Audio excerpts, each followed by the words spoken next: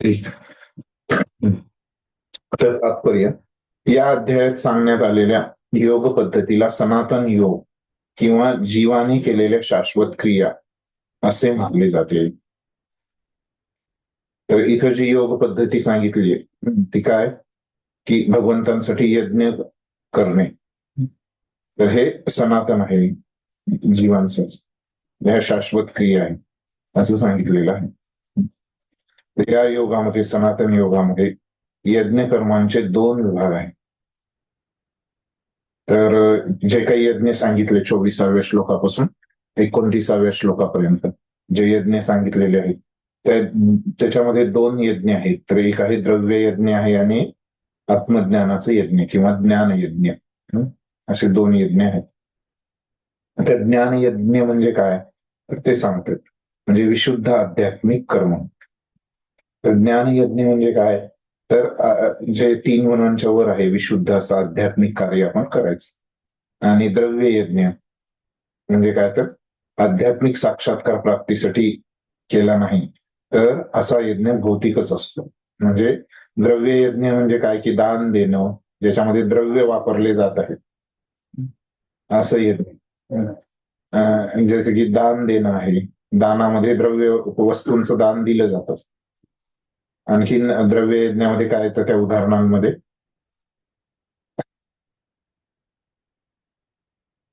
तर असे हे जिथं वस्तू आहेत, द्रव्य आहेत है ना, ते तुम्ही द्रव्य यज्ञ समजा त्याच्यात.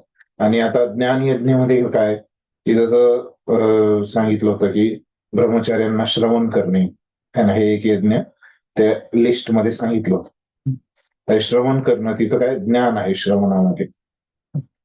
तर हे असे यज्ञ हे त्या जी लिस्ट आहे त्या लिस्ट मधून असं ज्ञान यज्ञ आणि द्रव्य यज्ञ असं विभाजन त्याचं करायचं. तर आता हे जे दान देणं आहे तर हे जर समजा तुम्ही दान देताय पण त्या व्यक्तीला दान देताय, दान दिल्यामुळे कुणालाही तुम्ही दान द्या त्याच्यातून तुम्हाला पुण्य तर मिळणारच आहे. पण जर समजा तुम्ही आध्यात्मिक कार्यासाठी जर नाही दान दिलं तर तुम्ही भक्तिमय कार्यासाठी जर दान नाही दिलं तर ते काय आहे त्याच्यातून तुमचं भक्तीचं कार्य होणार नाही. त्या दानाचं तुम्हाला काय मिळेल भौतिक पुण्यच ते मिळेल, पुण्य मिळेल है ना.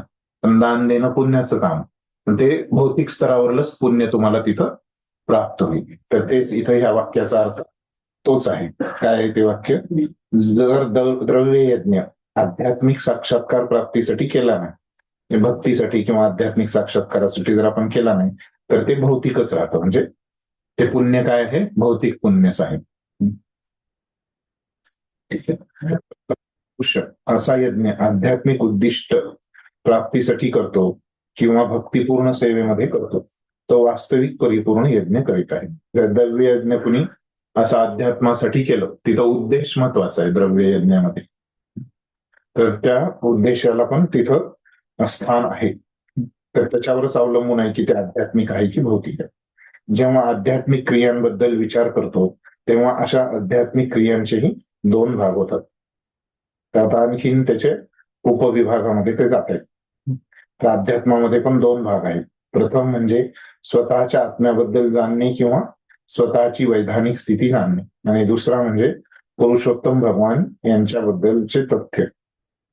जो मनुष्य भगवद्गीतेच्या यथार्थ मार्गाचे अनुसरण करतो तो सहजपणे आध्यात्मिक ज्ञानाच्या या 2 महत्वपूर्ण विभागाचे ज्ञान प्राप्त करू शकतो. तर आता हे जे ज्ञान यज्ञ हे द्रव्य यज्ञाबद्दल सांगितलं.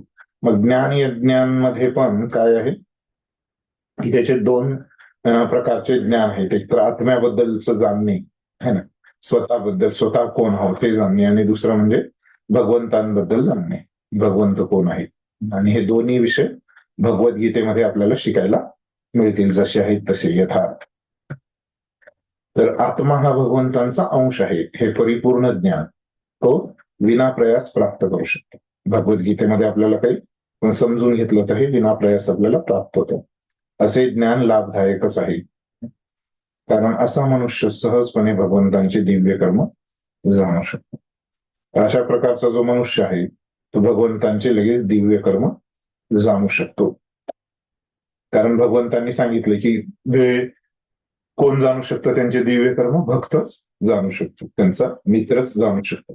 या अध्यायाच्या प्रारंभी स्वतः भगवंतांनीच आपल्या दिव्य कर्मांचे वर्णन केले आहे. आपण बघितलं की त्यांचं ते कसे अनादी आहेत, अजन्म आहेत, है ना, हे सगळं त्यांनी सांगितलं. जन्म आणि कर्माचं वर्णन तिथं होतं. जो गीतेचा उद्देश जाणू शकत नाही तो श्रद्धाहीन आहे. ज्यांचा विश्वास नाही भगवंतांवर, भक्तीवर, असं श्रद्धाहीन आहे. आणि तो भगवंतांनी दिलेल्या आंशिक स्वातंत्र्याचा दुरुपयोग करीत आहे. तो व्यक्ती त्याला जे स्वातंत्र्य मिळाले भगवंतांनी दिले त्याचा तो दुरुपयोग करतोय, हे आपण जाणले पाहिजे. असा उपदेश उपलब्ध असताना की जो भगवंतांचे सर्वज्ञ सच्चिदानंद स्वरूप जाणीत नाही तो निश्चितच महामूर्ख आहे.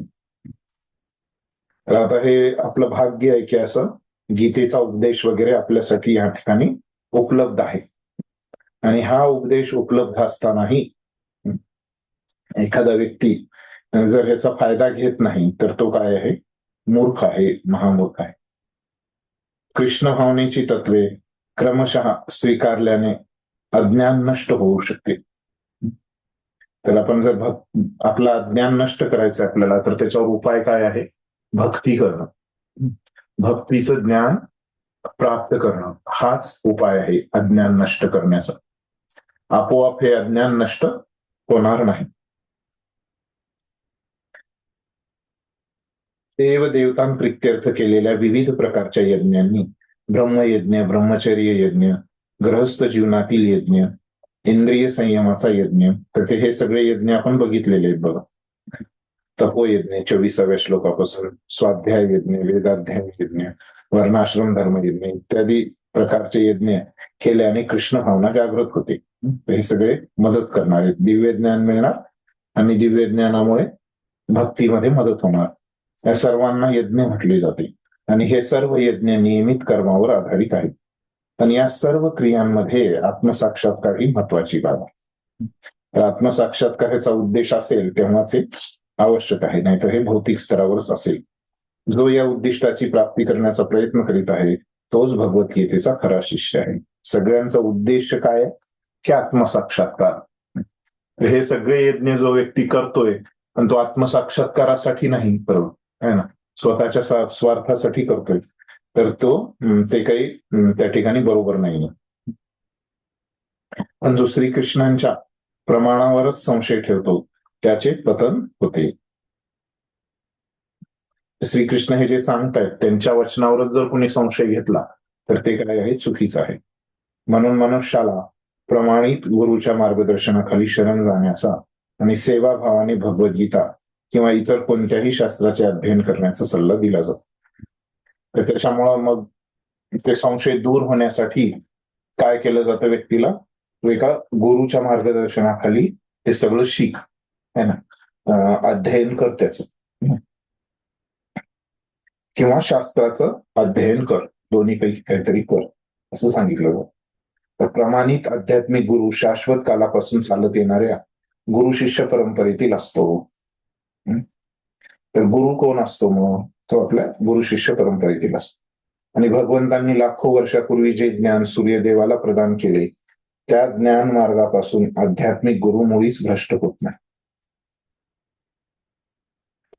तर आणि भगवंतांनी जे ज्ञान प्रदान केलेलं आहे त्यांनी सांगितले ही परंपरा, याच सूर्यदेवापासून पृथ्वी तलावर भगवंतांचा उपदेश आला. म्हणून मनुष्याने भगवद्गीतेचे अनुसरण स्वतः गीतेमध्ये सांगितल्याप्रमाणेच केले पाहिजे.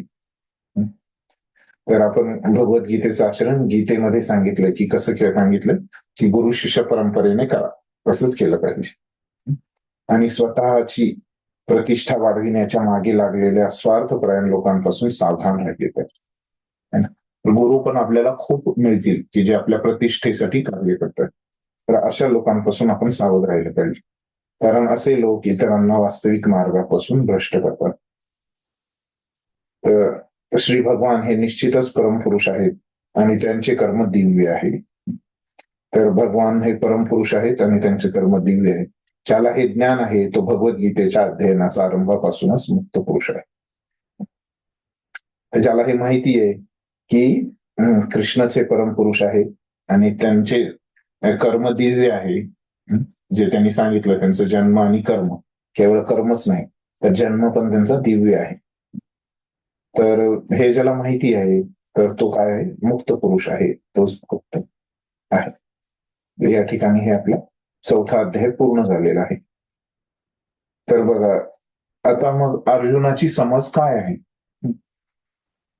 तर अर्जुनाला आता असं त्याची समज आहे की हे दिव्य ज्ञानाबद्दल तर अर्जुनानं काही विचारलं नाही, पण भगवंतांनी विशेष करून सांगितलं, कारण त्यांनी सांगितलं की हे दिव्य ज्ञान हे काम वासनेवर काम वासनेला नियंत्रित करण्यासाठी हे मदत करणार आहे. म्हणून भगवंतांनी या दिव्य ज्ञानावर एवढा विशेष 4था अध्याय सांगितला. पण 3ऱ्या अध्यायामध्ये अर्जुनानं जो प्रश्न विचारला होता की कर्म करणं चांगलं आहे, सुरुवातीला कर्म सोडणं चांगलं आहे.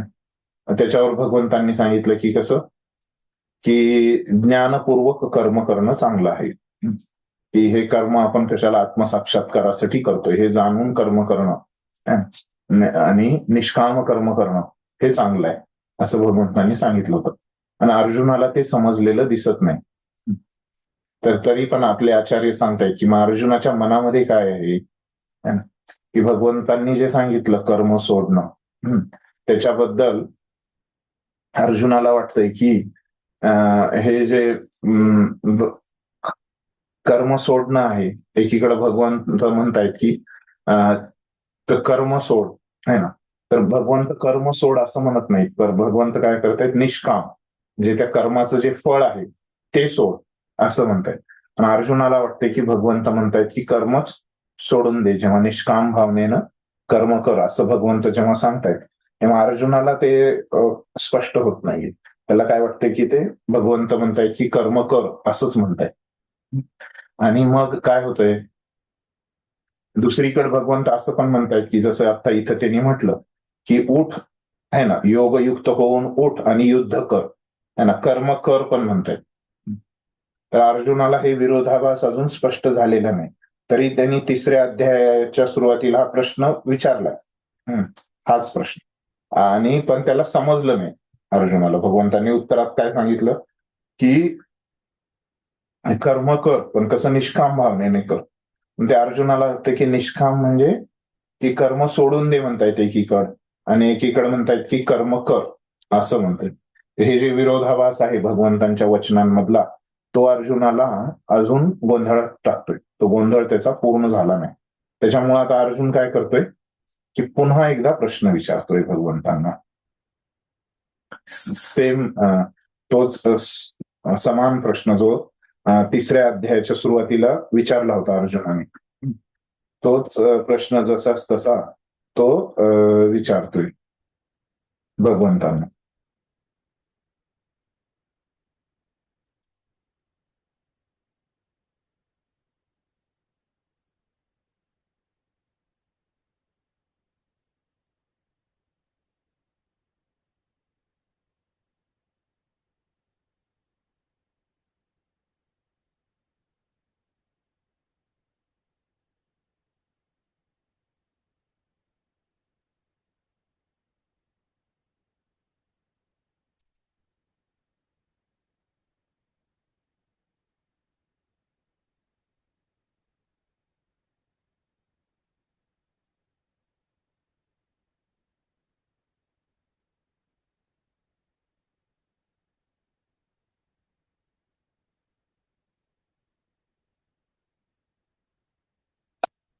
तर पुढच्या शनिवारी येताना तुम्ही सगळ्यांनी हे करून या, 4थ्या अध्यायाचे प्रश्न बघून या. मग 4थ्या अध्यायाचे 3ऱ्या अध्यायापर्यंत आपलं झालेलं आहे, बरोबर आहे ना? बंद पुस्तकचे प्रश्न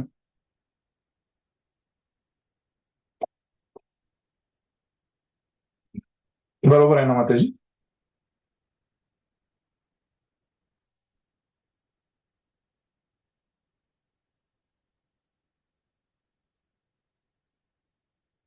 ठीक आहे, आता आपण 5वा दुसरे अध्याय अध्यायपर्यंत 5वा. झालेले, दुसऱ्या अध्यायपर्यंत झाले, दुसऱ्या किती अध्यायपर्यंत झालेले, तिसऱ्या नाही नाही, झाले. तिसरा अध्याय पूर्ण झाला त्या दिवशी. चालायचा आणि पण. झाला ना? चौथा हा अध्याय आपला म्हणजे चौथा राहिला होता, तर तो हा चालू संपल्यावर घेऊ. असल्यामुळे आता तो संपला, तर त्याचे हा पण करून या. हा मग शनिवारी आपण घेऊ. तर आता पुढचा अध्याय चालू करू. तर हा अध्याय 5वा. त्या अध्यायाचं आपलं शीर्षक काय आहे? कर्मसन्यास योग. तर कर्मसन्यास योग म्हणजे काय? की कर्म आणि संन्यास म्हणजे काय? तर कर्म सोडणं. तर हे कर्म सोडणं जे आहे ना, कर्माचा त्याग करणं. तर हे कसं आहे? भगवंतांची योग म्हणजे संबंध जोडणं. आपण बोलू हे जे कर्म सोडणं आहे त्याचा कसा संबंध आहे भगवंतासोबत, है ना, त्याचं वर्णन या अध्यायात आहे. तर बघूया आपण कसं आहे या अध्यायात त्याचं वर्णन. आणि कर्म संन्यास ह्या अध्यायाचं दुसरं नाव काय दिलंय? कृष्ण भावना भावित कर्म प्रभुपदांनी. तर या अध्यायामध्ये जे विषय आहेत ते कसे हे कृष्ण भावना भावित कर्माशी संबंधित आहेत. त्याच्यामुळं या अध्यायाला जे नाव आहे ते काय आहे? कृष्ण भावना भावित कर्म असं दिलेलं आहे. ठीक आहे, असे हे 2 नावं दिले त्या अध्यायाला. तर कर्मसन्यास योग, कसा भगवंताशी त्याचा संबंध आहे या कर्म सोडण्याचा, ते आपण आपल्याला लक्षात येईल जेव्हा आपण या अध्यायामध्ये जाऊ, अभ्यास करू. ठीक आहे.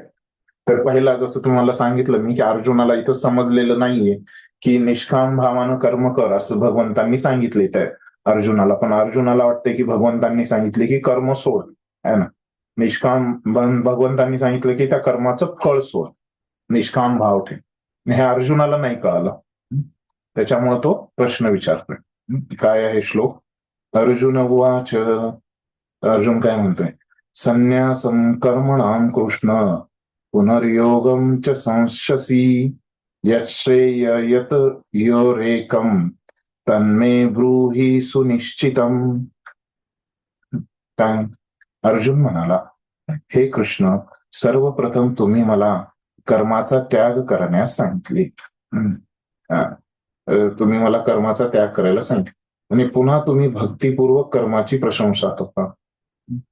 तर मग पुन्हा तुम्ही कर्म करायला पण तुम्ही सांगितले. तर आता मला काय, मी गोंधळून गेलोय. आता या दोन्हीपैकी कोणते लाभप्रद आहे ते कृपया मला निश्चितपणे सांगाल. तर कशामध्ये जास्त चांगलं आहे दोन्हीपैकी, मग मी काय केलं पाहिजे, असा अर्जुनाचा प्रश्न आहे. त्याला समजलं नसल्यामुळं तो 3ऱ्या अध्यायाच्या सुरुवातीला पण असाच आहे. पण भगवंतांनी सांगितलं पण ते त्याला कळालं नाही म्हणून अजून तो विचार. ठीक, तो असं कोणी तात्पर्य?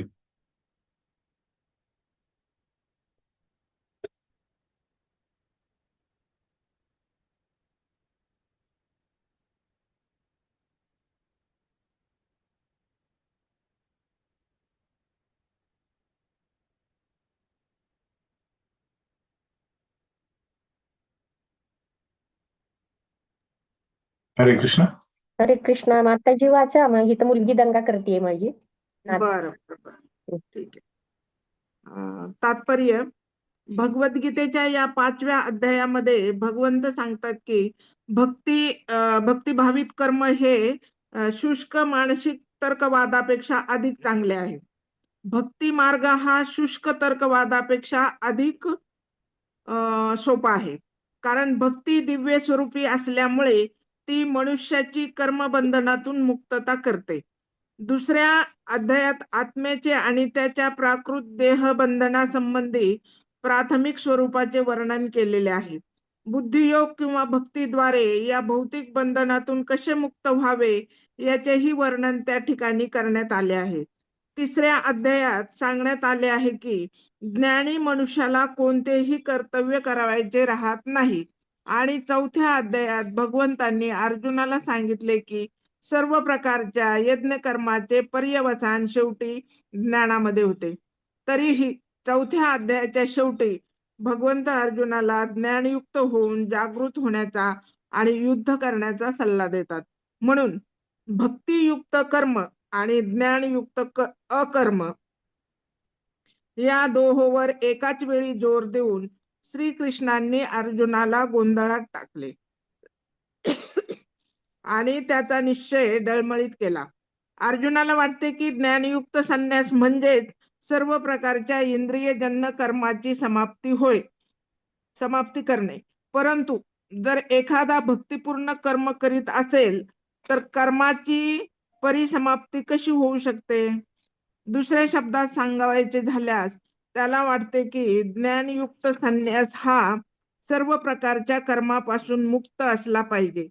कारण कर्म आणि संन्यास यांच्यात त्याला विसंगती दिसते.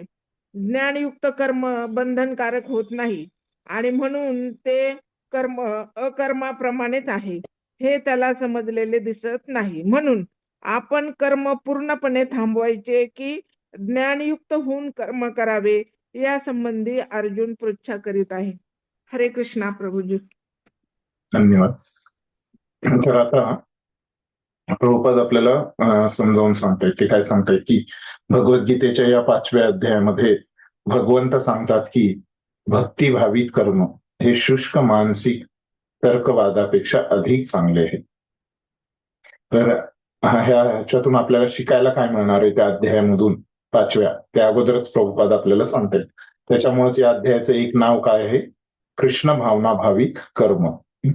असं का नाव आहे या अध्यायाचं? कारण हे आपल्याला या अध्यायातून शिकायला मिळणार आहे की भक्तिभावित कर्म म्हणजेच कृष्ण भावना भावित कर्म हे कसं, हे जे लोक आपल्याच मनानं तर्क वितर्क करतात, मानसिक तर्क करतात, याच्यापेक्षा हे ज्ञानी लोक विशेष करून अशा प्रकारे तर्काद्वारे ते ज्ञान प्राप्त करण्याचा प्रयत्न करतात.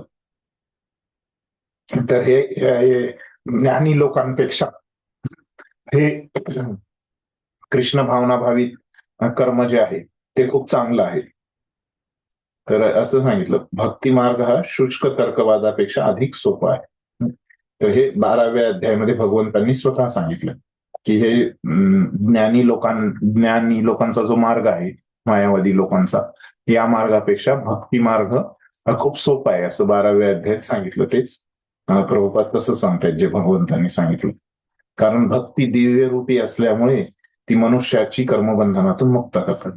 तर का असं आहे की भक्तीचा मार्ग का सोपा आहे? कारण भक्ती जी आहे ती आपली कर्मबंधनातून सुटका करते, मुक्तता करते.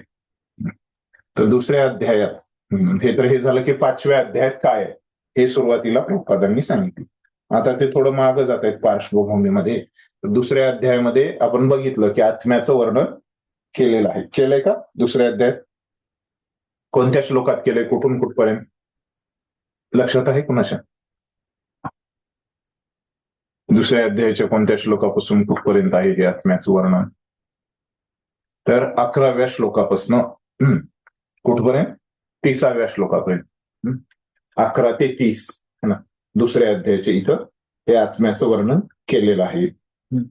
आणि त्याच्या प्राकृत देह बंधनासंबंधी प्राथमिक स्वरूपाचे वर्णन तिथं केलेलं आहे. तर बुद्धियोग आणि भक्तीद्वारे या भौतिक बंधनातून कसे मुक्त व्हावे याचेही वर्णन त्या ठिकाणी करण्यात आलेले आहे ना. तिथं केलेलं आहे बुद्धियोगाचं वर्णन, तिथं केलेलं आहे. निष्काम कर्मयोगाचं पण वर्णन पुढे केलेलं आहे 39व्या श्लोकाच्या नंतर. आणि मग त्याची लक्षणं पण, निष्काम कर्मयोगात ज्यानं पूर्णत्व प्राप्त केलंय त्याला काय म्हणायचं, त्याला काय म्हटलंय?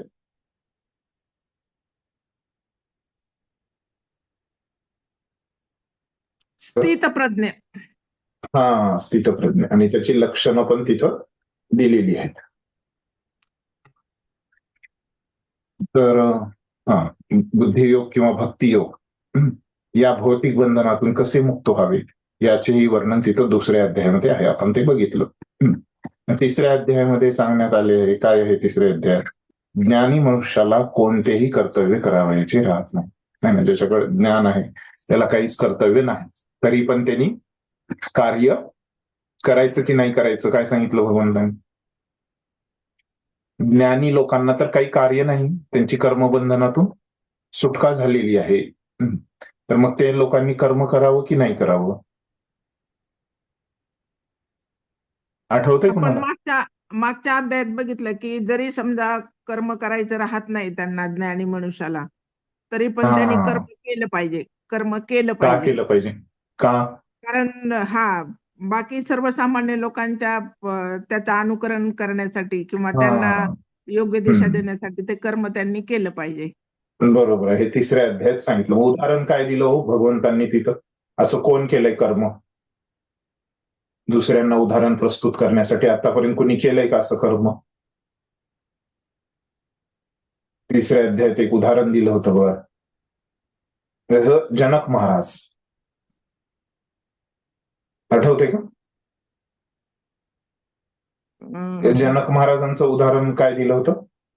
जनक महाराज हे कर्मबंधनातून त्यांची मुक्ती झालेली आहे, तरी पण त्यांना काही ते गरज नाही काही कर्म करण्याची, निष्काम कर्म करण्याची.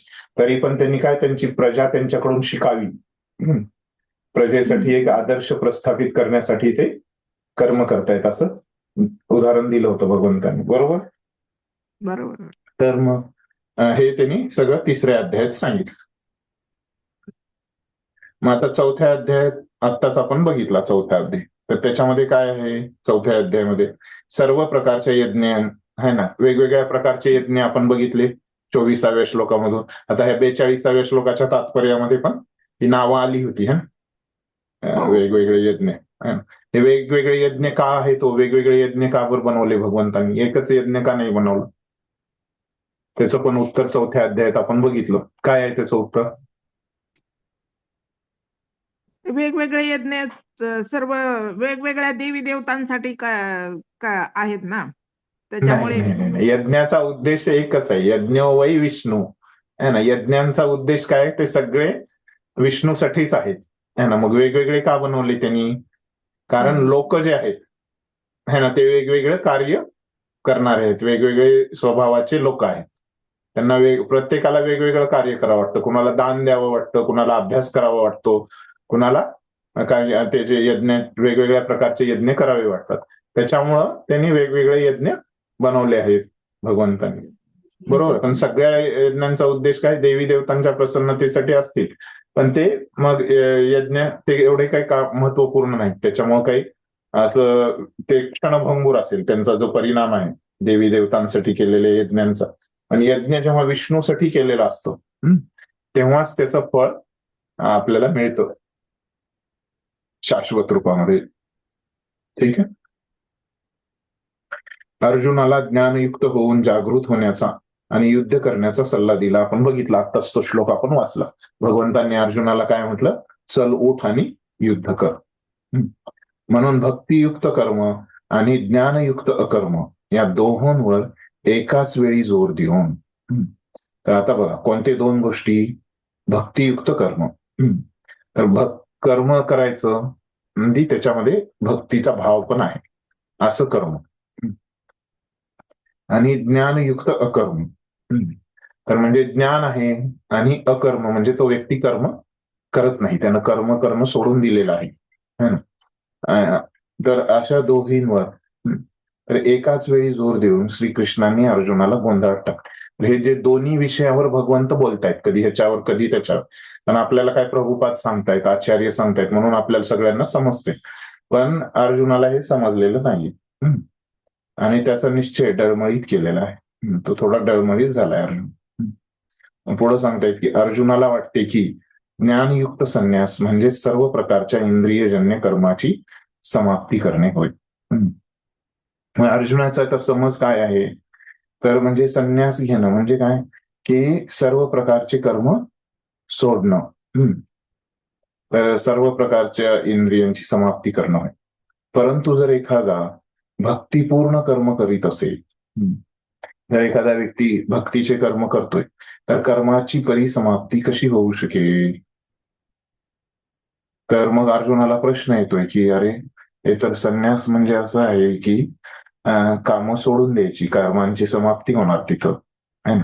आणि जर भक्तिपूर्ण कर्म म्हणजे कर्म करायचं, तर मग कसे कर्म सुटणार? कर्मबंधन कसं निघून जाणार त्याचं, जर तो कर्म करतच आहे तर? हे सोप्या भाषेत अजून सांगायचं असेल दुसऱ्या शब्दात, तर ज्ञानयुक्त संन्यास हा सर्व प्रकारच्या कर्मापासून मुक्त असला पाहिजे है ना. तर एखाद्या व्यक्तीला ज्ञान आहे आणि त्यानं संन्यास घेतलेला आहे, तर तो काय असला पाहिजे? सर्व कर्मातून तो मुक्त असला, कर्मबंधनातून मुक्त असला पाहिजे. कारण कर्म आणि संन्यास यांच्यात त्याला विसंगती दिसते. तर भगवंत काय म्हणतायत की तू समजून कर्म कर, चेतनेमध्ये कर्म कर, है ना, योग्य चेतनेमध्ये कर्म कर. पण अर्जुनाला काय वाटतंय की हे दोन्ही विसंगत गोष्टी आहेत असं वाटतं. तर ज्ञानयुक्त कर्म बंधनकारक होत नाही आणि म्हणून ते कर्म अकर्माप्रमाणेच आहे. तर हे जे ज्ञानयुक्त कर्म आहे म्हणजे जाणून कर्म करणं, आपण कर्म कशासाठी करतोय, कोणत्या चेतनेमध्ये करतोय, ज्ञानासोबत जे कर्म आहे ते आपल्याला कर्मबंधनकारक कर्मबंधनामध्ये टाकत नाही आणि ते अकर्मच आहे, म्हणजे त्याच्यामुळे कर्म लागत नाही या अर्थाला अकर्माचा इथं विशेष अर्थ आहे. हे त्याला समजलेले दिसत नाही. म्हणून आपण कर्म पूर्णपणे थांबवावे. अर्जुनाच्या मनात प्रश्न येतोय की आता मी कर्म थांबवू की ज्ञानयुक्त होऊन म्हणजे समजून ज्ञान प्राप्त करून मी कर्म करू. तर याच्यामुळं अर्जुनानं असा प्रश्न विचारलेला आहे. ठीक, समजलंय? पुढचा श्लोक आता भगवंत उत्तर देत आहेत आता अर्जुनाच्या प्रश्नास. भगवंत काय म्हणतायत? श्री भगवान वाच संन्यासः कर्मयोगश्च निःश्रेयस्य करावुभौ तयोस्तु कर्म संन्यासा कर्मयोगो विशिष्यते. श्री भगवान म्हणाले कर्माचा संन्यास म्हणजे कर्म सोडून देणे आणि भक्तिभावित कर्म, तर दोन्ही गोष्टी काय आहे, मुक्ती देण्यास चांगल्या आहेत. तर दोन्ही गोष्टी शास्त्रानुसार बरोबर आहेत. परंतु या दोन्ही पैकी भक्तियुक्त कर्म हे कर्म संन्यासापेक्षाही उत्तम आहे. या दोन्ही गोष्टी चांगल्या आहे ना, दोन्ही गोष्टी शास्त्रामध्ये सांगितलेल्या आहेत. पण तिथं विशेष काय आहे बाबा की या दोन्ही पैकी जे भक्तियुक्त कर्म आहे ते अधिक श्रेष्ठ आहे. असं नाही की एक पूर्ण चुकीचं आहे आणि एक पूर्ण बरोबर आहे. तर आता इथं काय की दोन्ही बरोबर आहेत पण त्याच्यामधलं एक जास्त बरोबर आहे. समजलं भाषांतर? कोणी तात्पर्य वाचा.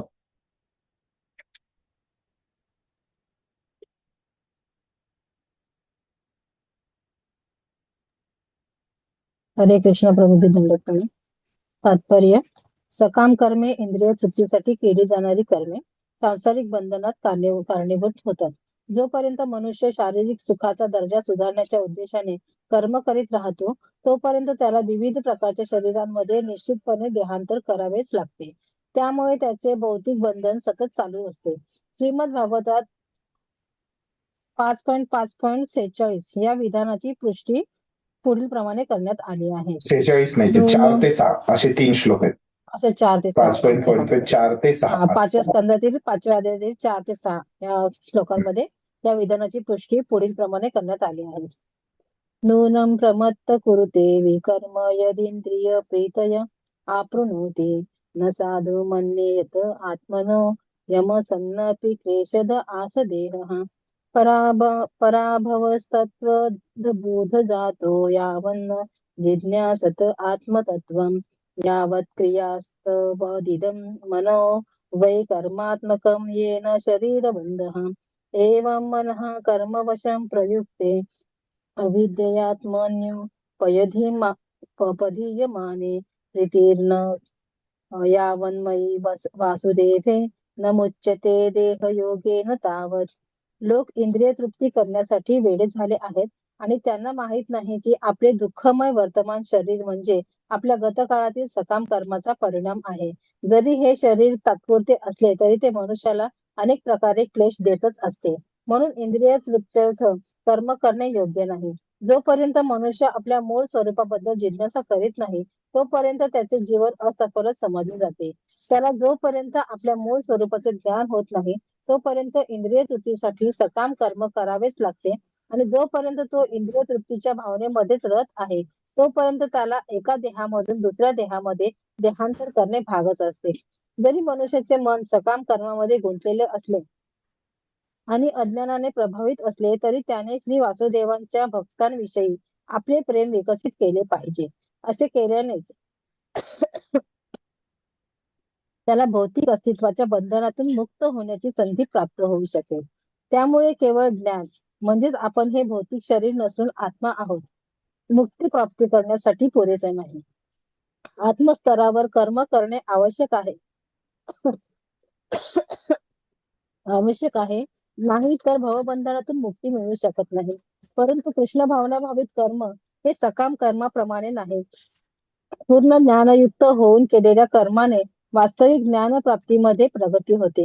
कृष्ण भावनेशिवाय केवळ सकाम कर्मापासून संन्यास घेतल्याने बद्ध जीवाचे हृदय वास्तविकपणे शुद्ध होऊ शकत नाही. जोपर्यंत त्याचे हृदय शुद्ध होत नाही तोपर्यंत त्याला फलाशेनेच कर्म करावे लागते. परंतु कृष्ण भावना भावित कर्म हे मनुष्याला आपोआपच सकाम कर्माच्या परिणामापासून मुक्त होण्यास सहाय्य करते, जेणेकरून त्याला पुन्हा भौतिक स्तरावर कर्म करावे लागत नाही. म्हणून कृष्ण भावना भावित कर्म हे नेहमी कर्म संन्यासापेक्षा श्रेष्ठ आहे. कारण कर्म संन्यासामध्ये पतन होण्याचा धोका असतो. श्रील रूप गोस्वामींनी आपल्या भक्ती रसामृत सिंधूमध्ये 1.2.258 सांगितल्याप्रमाणे कृष्ण भावना रहित संन्यास हा अपूर्णच असतो. प्रापंचिकतया बुद्ध्या हरिसंबंधी वस्तुनः मुमुक्षभिः परित्यागो वैराग्यं फलतु कथ्यते. मुक्ती प्राप्त करण्यासाठी उत्सुक असणारा मनुष्य भगवंतांशी संबंधित वस्तूंचा भौतिक समजून त्याग करतो, तेव्हा त्याच्या वैराग्याला अपूर्ण वैराग्य म्हटले जाते. जेव्हा भगवंतच अस्तित्वातील प्रत्येक वस्तूचे स्वामी आहेत आणि मनुष्याने कोणत्याही गोष्टींवर आपल्या मालकीचा दावा करू नये हे ज्ञान एखाद्याला होते, तेव्हाच त्याचे वैराग्य परिपूर्ण होऊ शकते. मनुष्याने जाणले पाहिजे की वस्तुतः कोणतीही वस्तू कोणत्याही आपल्या मालकीची नाही, तर मग संन्यासाचा प्रश्न येतोच कुठे. जो मनुष्य जाणतो की सर्व काही श्रीकृष्णांच्या मालकीचे आहे तो खऱ्या अर्थाने नेहमी संन्यासावस्थेत स्थित आहे. ज्या अर्थी प्रत्येक गोष्ट श्रीकृष्णांची आहे त्या अर्थी प्रत्येक गोष्टीचा उपयोग त्यांच्या सेवेमध्येच केला पाहिजे. कृष्ण भावनायुक्त असा हा कर्माचा परिपूर्ण प्रकार मायावादी पंथातील संन्याशाने केलेल्या कृत्रिम संन्यासापेक्षा अधिक श्रेष्ठ आहे. हरे कृष्ण प्रभूजी, दंडवत प्रणाम. आता हे आपल्याला भाषांतर समजले की दोन्हीमध्ये काय श्रेष्ठ आहे, तर भक्तियुक्त कर्म श्रेष्ठ आहे. कशापेक्षा? कर्मसन्यासापेक्षा. तर त्याच्यावर आता बघा, सकाम कर्मी काय उद्देश असतो या सकाम कर्मांचा, तर हे इंद्रिय तृप्तीसाठी केली जाते अशी सकाम कर्मे आपण बघितलं. त्याच्या मागे एक कामना असते, ती कामना त्याच्यामधून आपल्याला काहीतरी लाभ मिळावं अशी असते. सांसारिक बंधनास कारणीभूत होतात आणि ह्याच्यामुळे काय होतं, तर आपण कर्मबंधनामध्येच अडकत जातो. असं हे सकाम कर्म केल्यानं जोपर्यंत मनुष्य शारीरिक सुखाचा दर्जा सुधारण्याच्या उद्देशाने कर्म करीत राहतो तोपर्यंत त्याला विविध प्रकारच्या शरीरांमध्ये निश्चितपणे देहांतर करावीच लागेल. जोपर्यंत व्यक्तीला केवळ भौतिकच इच्छा आहेत, कामनाच आहेत, त्याच्यामधून सकामच त्याचं कर्म चालू आहे, तोपर्यंत त्याला हे तर स्पष्ट आहे की जन्म मृत्यूमध्येच त्याला फिरावं लागेल. यामुळे त्याचे भौतिक बंधन सतत चालू असते. म्हणजे आता भागवतमचे श्लोक दिलेत आपल्याला, तर ह्याच्यामध्ये काय सांगताय त्या श्लोकांच्या अर्थामध्ये की लोक इंद्रिय तृप्ती करण्यासाठी वेडे झाले आहेत. नूनम प्रमत्त कुरुते विकर्म यद इंद्रिय प्रीत यद इंद्रिय प्रीतय आप्नोती. म्हणजे त्यांना माहित नाही की आपले दुःखमय वर्तन शरीर म्हणजे आपल्या गतकाळातील सकाम कर्मांचा परिणाम आहे. त्यांना माहिती नाही की आपल्याला जे शरीर मिळालंय म्हणजेच काय आहे की आपण अगोदर सकाम कर्म केलेले आहेत, त्याच्यामुळेच आपल्याला शरीर मिळालं. जर आपण अगोदर असे निष्काम कर्म केले असते तर आपण मुक्त झालो असतो, आपल्याला हे शरीर जन्म मृत्यूच्या चक्रामधून मुक्त झालो असतो. आपल्या सगळ्यांना हे जे शरीर मिळालंय तर त्याच्यावरूनच लक्षात येते की आपण अगोदर काहीतरी सकाम कर्म केलेले आहेत. जरी हे शरीर तात्पुरते असले तरी ते मनुष्याला अनेक प्रकारे क्लेश देतच असते. या शरीरामधून आपल्याला त्रास होतच असतो. थोडा काळ कधी मध्ये सुख मिळतं पण जास्त काळ तर त्रासच होतो. म्हणून इंद्रिय तृप्ती अर्थ कर्म करणे योग्य नाही. त्याच्यामुळे काय, काहीही करा तुम्ही, शरीराला त्रास हा होणारच आहे. तर त्याच्यामुळे त्याच्यासाठी जास्त कर्म करणं है ना. थोडेसे केले तर ठीक आहे, त्याच्या पण केवळ इंद्रिय तृप्तीसाठीच केलं तर हे चुकीचं आहे. जोपर्यंत मनुष्य आपल्या मूळ स्वरूपाबद्दल जिज्ञासा करीत नाही तोपर्यंत त्याचे जीवन असफल समजले जाते. पण एखादा व्यक्ती केवळ कर्मच करतोय पण इकडं अध्यात्माबद्दल काही जिज्ञासा नाही त्याची, तर ते चुकीचं आहे. त्याला जोपर्यंत आपल्या मूळ स्वरूपाचे ज्ञान होत नाही तोपर्यंत इंद्रिय तृप्तीसाठी सकाम कर्म करावीच लागते. जोपर्यंत त्याला हे ज्ञान होणार नाही आत्म्याचं वगैरे तोपर्यंत त्याचे हे कर्म थांबणार नाहीत.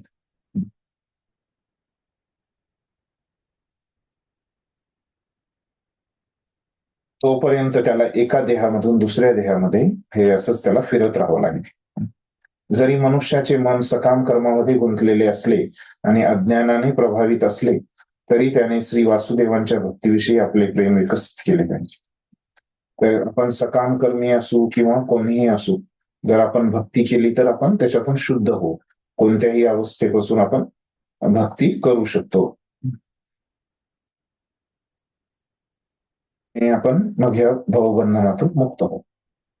त्यामुळे केवळ ज्ञान म्हणजेच काय की आपण एक आत्मा आहोत, भौतिक नाही आहोत, हे एवढं पुरेसं नाहीये मुक्ती प्राप्त करायचं असेल तर आत्मस्तरावर कर्म करणे आवश्यक आहे. तर हे आत्मा आहोत आपण, पण त्या आत्म्याच्या स्तरावर कार्य केलं पाहिजे ना. ते कार्य काय आहे? भक्तीचं कार्य. नाहीतर भवबंधनातून मुक्ती मिळू शकत नाही. परंतु कृष्ण भावनाभावित कर्म हे सकाम कर्माप्रमाणे सकाम कर्माप्रमाणे नाही. तर हे मग आता कृष्ण भावनाभावित कर्म हे सकाम कर्माप्रमाणे नाही. कसं काय हो? तर पुढं सांगतील ते. पूर्ण ज्ञानयुक्त होऊन केल्याने कर्माने वास्तविक ज्ञान प्राप्तीमध्ये प्रगती होते.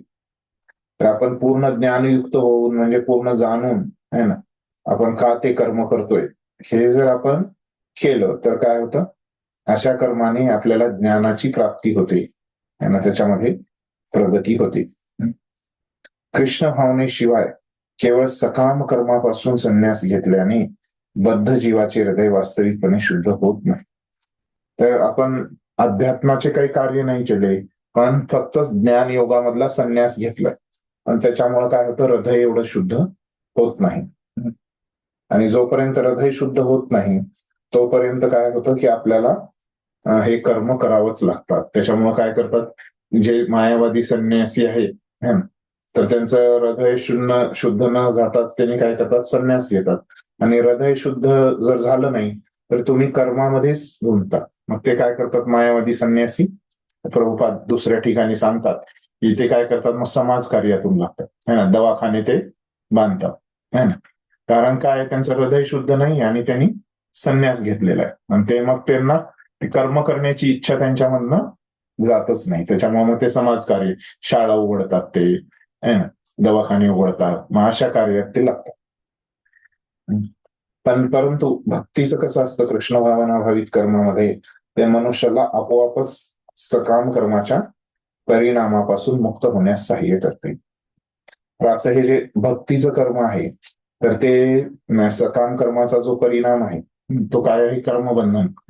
तर भक्ती केली तर हे कर्मबंधनामध्ये आपण अटकणार नाही, जेणेकरून त्याला पुन्हा भौतिक स्तरावर कर्म करावे लागणार. म्हणून कृष्ण भावनाभावित कर्म हे नेहमी कर्मसन्यासापेक्षा श्रेष्ठ आहे. त्याच्यामुळं हे जे कृष्ण भावनाभावित कर्म आहे ते काय आहे? हे कर्मसन्यासापेक्षा श्रेष्ठ आहे. का श्रेष्ठ आहे सांगितलं प्रभुपादांनी. कारण कर्मसन्यासामध्ये काय होतं की हृदय शुद्ध नसल्यामुळं काय होतं की पुन्हा त्याला सकाम कर्म करण्याची इच्छा होते. पण भक्तीच्या कर्मामुळं हृदय शुद्ध होतं. त्याच्यामुळे हे भक्तीचंच कर्म श्रेष्ठ आहे. कारण कर्मसन्यासामध्ये पतन होण्याचा धोका असतो. कर्मसन्यासामध्ये हृदय शुद्ध झालं नाही त्याच्यामुळे जर इंद्रिय विषयांवर जर आपले इंद्रिय गेले तर तिथं पतनाचा पण धोका असतो. पण भक्तीमध्ये आपण बघितलं की कसं इंद्रिय संयम असतो, त्याच्यामुळं तिथं पतनाचा पण धोका नाहीये. हे पण एक कारण आहे. श्रील रूप गोस्वामींनी आपल्या भक्तिरसामृत सिंधू मध्ये सांगितलं आहे की कृष्ण भावना रहित संन्यास हा अपूर्णच आहे. तर हे व्याख्या जी इथं दिलेली आहे ती कशाची आहे? युक्त वैराग्याची व्याख्या आहे. भक्ती रसामृत सिंधूमध्ये ती व्याख्या दिलेली आहे. काय ती व्याख्या? प्रापंचिकतया बुद्ध्या हरिसंबंधी वस्तून मोक्षुही परित्यागो वैराग्यम फल्गु कथ्यते. तर काय म्हणतात की मुक्ती प्राप्त करण्यासाठी उत्सुक असणारा मनुष्य, मुमुक्षुभी, त्याला मुक्ती पाहिजे असा, भगवंतांशी संबंधित वस्तूंचा भौतिक समजून त्याग करतो, तेव्हा त्याला काय म्हटलं? वैराग्यम फल्गु कथ्यते. फल्गु वैराग्य इथं त्याला म्हटलं जातं. असं हे चुकीचं आहे. जेव्हा भगवंतच अस्तित्वातील प्रत्येक वस्तूचे स्वामी आहेत आणि मनुष्याने कोणत्याही गोष्टीवर आपल्या मालकीचा दावा करू नये, जे आहेत हे प्रत्येक गोष्टीचे स्वामी आहेत आणि मनुष्याने कोणत्याही गोष्टीवर आपल्या मालकीचा दावा करू नये, कारण भगवंतच मालक आहेत सगळ्या गोष्टींचे. हे ज्ञान एखाद्याला होते तेव्हाच त्याचे वैराग्य परिपूर्ण होऊ शकते. हे समजून जो गोष्टींना त्याचा वापर करतो त्याच काय आहे? वैराग्य हे परिपूर्ण वैराग्य आहे किंवा त्याग करतो. मनुष्याने जाणले पाहिजे की वस्तुतः कोणतीही वस्तू कोणत्याही आपल्या मालकीची नाही. तर कुठलीच गोष्ट ही आपली मालकीची नाही, तर आपलं काहीच नाही, तर मग संन्यास कशाचा, असा प्रश्न विचार. जो मनुष्य जाणतो की सर्व काही श्रीकृष्णांच्याच मालकीचे आहे तो खऱ्या अर्थाने नेहमी संन्यास अवस्थेतच स्थित आहे. एखादा जर व्यक्ती जाणत असेल की सगळं काही भगवंतांचंच आहे, तर हे काय? तर तोच खरा संन्यास आहे. ज्या अर्थी प्रत्येक गोष्ट श्रीकृष्णांची आहे त्या अर्थी प्रत्येक गोष्टीचा उपयोग त्यांच्या सेवेमध्ये केला पाहिजे. तर मग आता मालकी कुणाची आहे? श्रीकृष्णांची. वापरायला पाहिजे. समजा एखाद्याची गाडी आहे ना, तर ती गाडी त्यांना आपल्यासाठीच वापरणार, स्वतःसाठीच वापरणार. तसं सगळं जर भगवंतांच्या मालकीचं आहे तर आपल्याला स्वतःसाठी आपण काही वापरलं पाहिजे का नाही? भगवंतांच्या सेवेमध्येच आपण सगळं काही वापरलं पाहिजे. कृष्ण भावनायुक्त असा हा कर्माचा परिपूर्ण प्रकार मायावादी पंथातील संन्याशाने केलेल्या कृत्रिम संन्यासापेक्षा अधिक श्रेष्ठ आहे. तर असा हा जो भक्ती मार्ग आहे आणि भक्ती मार्गामध्ये हे जे केलेलं कार्य आहे ते हे भक्तीचं जे कार्य आहे तो असा हा मायावादी म्हणजे ज्ञान योग्यानं घेतलेला संन्यास आहे ना, म्हणजे कर्म सोडून दिलेला आहे. तर अशा ह्या कृत्रिम संन्यासापेक्षा तो कसा आहे? अधिक श्रेष्ठ आहे असं सांगितलं. ठीक. आता भगवंतांनी इथं तर स्पष्ट केलं या दुसऱ्या श्लोकामध्ये की श्रेष्ठ काय आहे. ते आता तसं का आहे हे पण ते पुढच्या 4 श्लोकामध्ये सांगतायत. म्हणजे विस्तारानं अर्जुनाच्या प्रश्नाचं ते उत्तर देत आहेत. आता तर इथं या श्लोकामध्ये त्यांनी संक्षिप्त मध्ये उत्तर दिलेलं आहे की, पण आता त्याच्यावर थोडंसं स्पष्टीकरण पण ते देत आहेत पुढच्या काही 3-4 बहुतेक 4 श्लोकांमध्ये 6व्या श्लोकापर्यंत. आता काय देत आहेत भगवंत स्पष्टीकरण त्याच्यावर? तर पुढचा श्लोक वाचूया आपण. ज्ञेयहि स नित्य संन्यासी यो न द्वेष्टी न कांक्षती निर्द्वंद्वो हि महाबाहो सुखम बंधात प्रमुच्यते. काय म्हणताय का?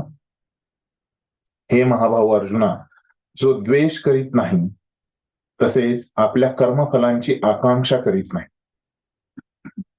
म्हणजे जो भक्तियुक्त कर्म करतोय आणि तो कुणाचा द्वेष करत नाही,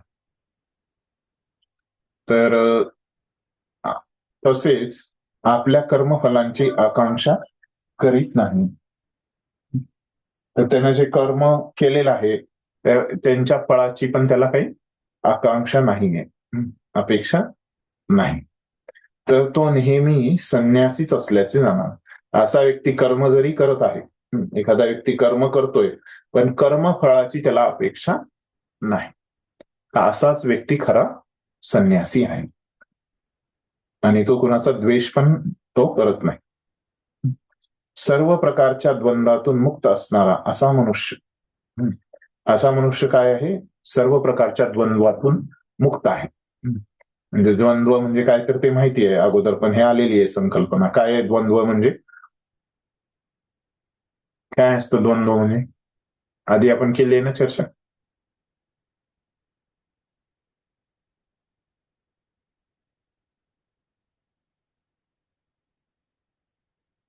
काय असतं द्वंद्व म्हणजे? या भौतिक जगतामधलं सुख दुःख, थंडी गरमी, हे सगळ्या गोष्टी द्वंद्वामध्ये येतात. ह्या द्वंद्वापासून तो व्यक्ती काय होईल? मुक्त होईल. आणि भौतिक बंधन तो पार करून तो मुक्त होऊ शकतो. असा हा भक्तियुक्त कर्म करणारा व्यक्ती, असं सांगितलं भगवंता. माझा मग तात्पर्य. हरे कृष्ण. जो पूर्णपणे कृष्ण भावना भावित आहे तो नेहमी संन्यासीच असतो, कारण त्याला आपल्या कर्मफलांचा द्वेषही वाटत नाही किंवा आपल्या कर्मफलाची आकांक्षाही नसते. भगवंतांच्या दिव्य प्रेममयी सेवेमध्ये समर्पित असा हा संन्यासी परिपूर्ण ज्ञानी आहे, कारण त्याला श्रीकृष्णांशी संबंधित आपल्या मूळ स्वरूप स्थितीचे ज्ञान झालेले असते. तो पूर्णपणे जाणतो की श्रीकृष्ण पूर्ण आहेत आणि आपण त्यांचे व अंश आहोत. हे ज्ञान परिपूर्ण आहे, कारण ते गुणात्मक दृष्ट्या आणि परिमाणात्मक दृष्ट्या बरोबर आहेत. श्रीकृष्णांशी एकरूप होण्याची संकल्पना चुकीची आहे, कारण अंश हा पूर्णाशी कधीच बरोबरी करू शकत नाही. अंश हा गुणात्मक दृष्ट्या एक परंतु परिमाणात्मक दृष्ट्या भिन्न आहे. हे ज्ञान योग्य आणि दिव्य असे आहे, कारण अशा ज्ञानामुळे आकांक्षा आणि शोक करण्यायोग्य काहीच कारण नसल्याने जीव स्वतःमध्येच पूर्णत्व प्राप्त करतो. त्याच्या मनामध्ये द्वंद्व मुळीच नसते, कारण तो जे काही करीत असतो ते सर्व श्रीकृष्णांप्रित्यर्थच करीत असतो. याप्रमाणे द्वंद्व स्थितीतून मुक्त असल्याने तो या प्राकृत जगात असूनही मुक्तच असतो. हरे कृष्ण. धन्यवाद. तर आता प्रभुपाद काय सांगतायत की जो पूर्णपणे कृष्ण भावना भावित आहे, म्हणजे तो भक्तियुक्त कर्म करतोय, तो नेहमीच संन्यासी असतो. तर कोणी असो, मग तर वो भक्त आहे ना, तो लहान मुलगा असो किंवा मोठा व्यक्ती असो किंवा ब्रह्मचारी असो, गृहस्थ असो, वानप्रस्थ असो, संन्यासी असो, तरी पण तो काय आहे? संन्यासीच आहे. कारण त्याला आपल्या कर्मफलांचा द्वेषही वाटत नाही. तर कारण काय आहे त्याचं? की त्याला आपल्या राग आणि द्वेष, तर ह्या गोष्टी त्याच्यामध्ये नाही आहेत. तर आपल्या कर्मफलांची त्याला आकांक्षाही नसते, राग पण नसतो आणि द्वेष पण नसतो. तो भगवंतांसाठी कर्म करतो, भक्त जो आहे तो. भगवंतांच्या दिव्य प्रेममयी सेवेमध्ये समर्पित असा हा संन्यासी परिपूर्ण ज्ञानी आहे. भगवंतांच्या सेवेमध्ये लागलेला असा हा व्यक्ती संन्यासी आणि ज्ञानी आहे, पूर्ण ज्ञानी आहे. कारण त्याला पूर्ण ज्ञान आहे की त्याची कर्मबंधनातून कशी मुक्ती होणार आहे. कारण त्याला श्रीकृष्णांशी संबंधित आपल्या मूळ परिस्थितीचे ज्ञान आहे. तर भगवंत कोण आहेत, मी कोण आहे, ह्याचं त्याला पूर्ण ज्ञान आहे. तो पूर्णपणे जाणतो की श्रीकृष्ण पूर्ण आहेत आणि आपण त्यांचे अंश आहोत. असा व्यक्ती जाणतो की भगवंत पूर्ण आहेत आणि मी पण त्यांचा अंश असल्यामुळं मी पण पूर्ण आहे. हे ज्ञान परिपूर्ण आहे, कारण ते गुणात्मक दृष्ट्या आणि परिमाणात्मक दृष्ट्या बरोबर आहे. हे दोन्ही गुणात्मक आणि परिमाणात्मक दृष्ट्या हे ज्ञान बरोबर आहे. गुणांच्या दृष्टिकोनातून आणि परिमाणाच्या दृष्टिकोनात श्रीकृष्णांशी एकरूप होण्याची संकल्पना चुकीची आहे. तर ह्या संकल्पनेमध्ये काय आहे? चूक काय आहे या संकल्पनेमध्ये? पुढं त्याचं उत्तर दिलेलं आहे. कारण अंश हा पूर्णाशी कधीच बरोबरी करू शकत नाही. आपण अंश आहोत भगवंतांची. तर आपण जर त्यांच्या मध्ये विलीन झालो तर काय होईल? मग बरोबर झालो ना आपण. ते अंश आणि आपण अंशच मग त्याच्यात गेला की तो पण पूर्ण झाला. पण तसं म्हणणं हे चुकीचं. अंश हे अंशच असला पाहिजे. आणि कृष्ण पण दुसऱ्या अध्यायात पण सांगितलं की कधीच नष्ट नाही होणार अंश. तर त्याच्यामुळे हे विलीन होणं चुकीचं आहे. हे ज्ञान योग्य आणि दिव्य असे आहे, कारण अशा ज्ञानामुळे आकांक्षा आणि शोक करण्यायोग्य काहीच कारण नसल्याने, तर हे जे ज्ञान आहे की आपण श्रीकृष्णांचे अंश आहोत आणि श्रीकृष्ण पूर्ण आहेत, तर हे जे ज्ञान आहे हे बरोबर आहे, योग्य आहे आणि दिव्य आहे, 3 गुणांच्या वरचं आहे. आणि या ज्ञानामुळे काय होणार आहे की आपले जे आकांक्षा शोक है ना, हे सर्व निघून जाणार आहे आणि आपल्या जीवात्म्याला पूर्णत्व मिळणार आहे. त्याच्या मनामध्ये द्वंद्व मुळीच नसते, कारण तो जे काही करीत असतो ते सर्व श्रीकृष्णांप्रित्यर्थच करीत असतो. तर असा जो व्यक्ती आहे त्याच्या मनामध्ये काहीच द्वंद्व राहत नाही की राग द्वेष अशा प्रकारचे जे द्वंद्व आहेत या व्यक्तीमध्ये काहीच राहत नाही, कारण तो जे काही करीत असतो ते सर्व श्रीकृष्णांप्रित्यर्थच करीत असतो. कारण असा व्यक्ती जे काही करतो ते काय करतो, परमेश्वराच्या, त्याच्यामध्ये स्वतःची आवड निवड त्याची काहीच नसते. त्याच्यामुळे त्याच्यामध्ये प्रश्नच येत नाही की मला राग, मला चांगलं वाटतंय की मला हे वाईट वाटतंय. ते स्वतःच्या ह्याच्यानुसार तो व्यक्ती जातच नाही. तो कोणाप्रमाणे जातो, श्रीकृष्णांच्या, त्यांना काय चांगलं वाटतंय त्याच्याप्रमाणेच तो जातो. याप्रमाणे द्वंद्व स्थितीतून मुक्त असल्याने तो या प्राकृत जगात असूनही मुक्तच असतो. त्याच्यामुळे या भौतिक जगतात जरी तो व्यक्ती असला आणि भगवंतांसाठी जरी तो कार्य करत असला है ना, तरी तो काय होतो, इथं आसक्त होत नाही, तो मुक्तच असतो. या भौतिक जगामध्ये असूनही असा व्यक्ती मुक्तच असतो. असं त्यांनी सांगितलं की कशामुळे बाबा हा भक्तियोगी श्रेष्ठ आहे, तो द्वंद्वापासून मुक्त आहे ते सांगतात. आणखीन स्पष्टीकरण देत आहेत पुढच्या श्लोकामध्ये. तर काय म्हणतायत पुढच्या श्लोकामध्ये कशामुळे भक्तियोगी श्रेष्ठ आहे, तर सांख्य योगो पृथक बाला प्रवदंती न पंडिता एकम अपि आस्थितः सम्यक् उभयोर्विंदते फलम. केवळ अज्ञानी लोकच भक्तियोग हा भौतिक जगताच्या विश्लेषणात्मक अध्ययनापासून म्हणजे सांख्ययोग भिन्न आहे असे मानतात. तर ज्या लोकांना पूर्ण ज्ञान नाही असेच लोक भक्तियोग आणि सांख्ययोग ह्यांच्यामध्ये भिन्नता बघतात, अज्ञानी लोकच बघतात. आणि ज्यांना पूर्ण ज्ञान आहे ते सांगतात की दोन्ही मार्गापैकी कोणत्याही एका मार्गाचे चांगल्या रीतीने जो अनुसरण करतो त्याला दोन्ही मार्गाचे फळ प्राप्त होते. आता भगवंत सांगतायत की हे सांख्य योग एक संकल्पना इथं भगवंतांनी आणली, म्हणजे ते काय ज्ञान योगाच आहे, विश्लेषण करतायत त्याच्यामध्ये. ते ज्ञान योगाचं आणखीन एक हे आहे, काय नाव आहे सांख्य योग असं या ठिकाणी. तसं ते वेगळे आहेत, पण आपण म्हणू शकतो ते समानार्थी आहेत. आता इथं ज्या अर्थाने भगवंतांनी वापरले त्या अर्थाने. तर मग आता या दोन्हीमध्ये भगवंत काय म्हणतात, हे ज्ञान योग आहे आणि हा भक्ती योग आहे, इकडला हा भक्ती योग आहे. तर हे दोन्ही मार्ग कसे आहेत ते म्हणलं ना, दोन्ही मार्ग चांगलेच आहेत. अगोदर पण भगवंतांनी हे म्हणलेलं आहे, दोन्ही चांगले आहेत, पण त्याच्यातला भक्तियोग अधिक चांगला आहे. तर कुठल्याही मार्गावर तुम्ही जावा है ना, तर आपल्याला काय होतंय, फळ तर मिळणार आहे समान, पण ज्ञान योगामध्ये काय होणार आहे, थोडस जास्त त्रास होणार आहे आणि त्याला वेळ पण थोडा जास्त लागणार आहे, ते आपल्याला लक्षात येईल. प्रभुपाद ह्याच्यावर सांगतायत की, वाचा कोणीतरी.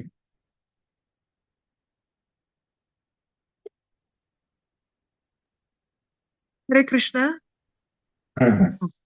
भौतिक अस्तित्वाचा आत्मा शोधणे हे भौतिक जगताच्या विश्लेषणात्मक अध्ययनाचे ध्येय आहे. भौतिक जगताचा आत्मा म्हणजेच श्री विष्णू किंवा परमात्मा होय. भगवत भक्ती म्हणजेच परमात्म्याची सेवा होय.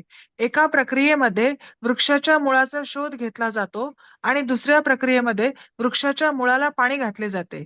सांख्य तत्वज्ञानाचा वास्तविक अभ्यासक भौतिक जगताचे मूळ म्हणजेच श्री विष्णूंचा शोध घेतो आणि नंतर परिपूर्ण ज्ञानाने युक्त होऊन भगवत सेवेमध्ये संलग्न होतो. त्यामुळे तात्विक दृष्ट्या दोन्ही प्रक्रियांमध्ये काहीच फरक नाही. कारण दोन्हींचे ध्येय श्री विष्णूच आहेत. ज्यांना अंतिम ध्येय ज्ञात नाही तेच म्हणतात की सांख्य आणि कर्मयोगाचे ध्येय एक नाही, परंतु जो ज्ञानी आहे तो या दोन्ही भिन्न प्रक्रियांचे ध्येय एकच असल्याचे जाणतो. हरे कृष्ण. तर आता इथे प्रभुपाद आपल्याला सांगतायत की भौतिक अस्तित्वाचा आत्मा शोधणे हे भौतिक जगताचे विश्लेषणात्मक अध्ययनाचे ध्येय आहे. तर ह्या सांख्य योगाचं ध्येय काय असतं की जसं आपल्या शरीराचा आत्मा इथं आहे आपल्याजवळ, तसं हे जे पूर्ण भौतिक जगत आहे आपल्या आजूबाजूचं जे आहे त्याचा आत्मा कसं शोधायचं आहे ना, ते विश्लेषण करतात. मग हा आता इथे माझ्या हातात पेन आहे, की पेन भौतिक जगताचा आत्मा आहे का नाही, असं प्रत्येक वस्तूला ते घेणार, ते बघणार की ही भौतिक जगताचा आत्मा आहे का ती वस्तू, असं ते विश्लेषण करून ते करत असतात त्यांचं ते. आणि त्यांना उद्देश काय असतो की भौतिक जगताचा आत्मा कोण आहे असं शोधून काढायचं, हे त्यांचं ध्येय असतं. तर भौतिक जगताचा आत्मा कोण आहे, शेवटी जेव्हा ते जातील तेव्हा शेवटी ते परमात्म्यावरच पोहोचतील, नाही ना, ते परमात्मा आहे आणि हे भौतिक जगत परमात्माच तो चालवतोय तो. तर भगवत भक्ती म्हणजे परमात्म्याची सेवा होय. भक्ती म्हणजे काय, तर परमात्म्याची सेवा आहे. एका प्रक्रियेमध्ये वृक्षाच्या मुळाचा शोध घेतला जातो आणि दुसऱ्या प्रक्रियेमध्ये वृक्षाच्या मुळाला पाणी घातले जाते. तर ह्या दोन्हीमध्ये प्रभुपाद खूप चांगलं उदाहरण देऊन सांगतायत की जे सांख्य योग आहे ना, ते काय आहे, वृक्षाच्या मुळाला शोधलं सांख्य योगाचं ध्येय, म्हणजे ह्या भौतिक जगताचा आत्मा ते शोधतात. आणि भक्ती योगामध्ये काय करतात की ह्या वृक्षाच्या मुळाला पाणी घालतात. सांख्य तत्वज्ञानाचा वास्तविक अभ्यासक भौतिक जगताचे मूळ म्हणजेच श्री विष्णूंचा शोध घेतो. नंतर परिपूर्ण ज्ञानाने युक्त होऊन भगवत सेवेमध्ये संलग्न होतो. आणि जेव्हा त्याला समजतं की हे सगळ्याचं जे मूळ आहे हे श्री विष्णूच आहेत, आणि मग त्याची शुद्धी होते सांख्य योग झाल्यावर, आणि मग काय होतं त्याचं भक्तियोगात जेव्हा त्याचा प्रवेश होतो तेव्हा तो भक्तियोगात संलग्न होऊन काय करतो, त्यांच्या सेवेमध्ये तो युक्त होतो. त्यामुळे तात्विक दृष्ट्या दोन्ही प्रक्रियांमध्ये काहीच फरक नाही. त्यामुळे एका दृष्टिकोनातून बघितलं तर आपण हे दोन्ही प्रक्रिया कशा समानच आहेत, कारण दोन्हीचं जे ध्येय आहे ते काय, विष्णूच आहे. तर हे ज्यांना माहिती नाही, जे संकुचित दृष्टीचे लोक असतात है ना, तर ते अज्ञानी लोक, त्यांना असं वाटतं की या दोन गोष्टी वेगळ्याच आहेत. तर मग पुढच्या श्लोकामध्ये अजून स्पष्टीकरण देत आहेत. ते काय म्हणतात, यत् सांख्यै प्राप्यते स्थानम तद्योर्गैरपि गम्यते एकम सांख्यम च योगम च यह पश्यति स पश्यति. जो जाणतो की सांख्य योगाद्वारे प्राप्त होणारे स्थान भगवत भक्तीद्वारेही प्राप्त होऊ शकते, आणि म्हणून जो सांख्य योग आणि भक्ती योगाला समान रूपामध्ये पाहतो तोच यथार्थपणे पाहणारा होय. तर पहिल्यामध्ये सांगितलं की अज्ञानी मनुष्यांना वेगवेगळं बघतो. आता सांगतायत की जो ज्ञानी मनुष्य आहे तो त्यांना एकच म्हणून बघतो, यथार्थ रूपामध्येच बघतो. वरचं कोणी तो येतात.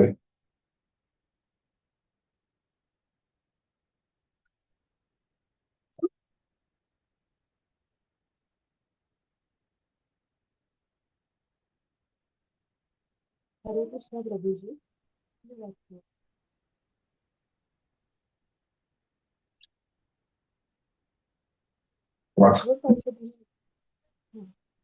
तत्व संशोधनाचा वास्तविक हेतू जीवनाच्या परम ध्येयाचा शोध घेणे आहे. जीवनाचे अंतिम ध्येय आत्मसाक्षात्कार असल्यामुळे दोन्ही प्रक्रियांच्या निष्कर्षात मुळीच भेद नाही. प्रभूजी स्क्रोल करतात.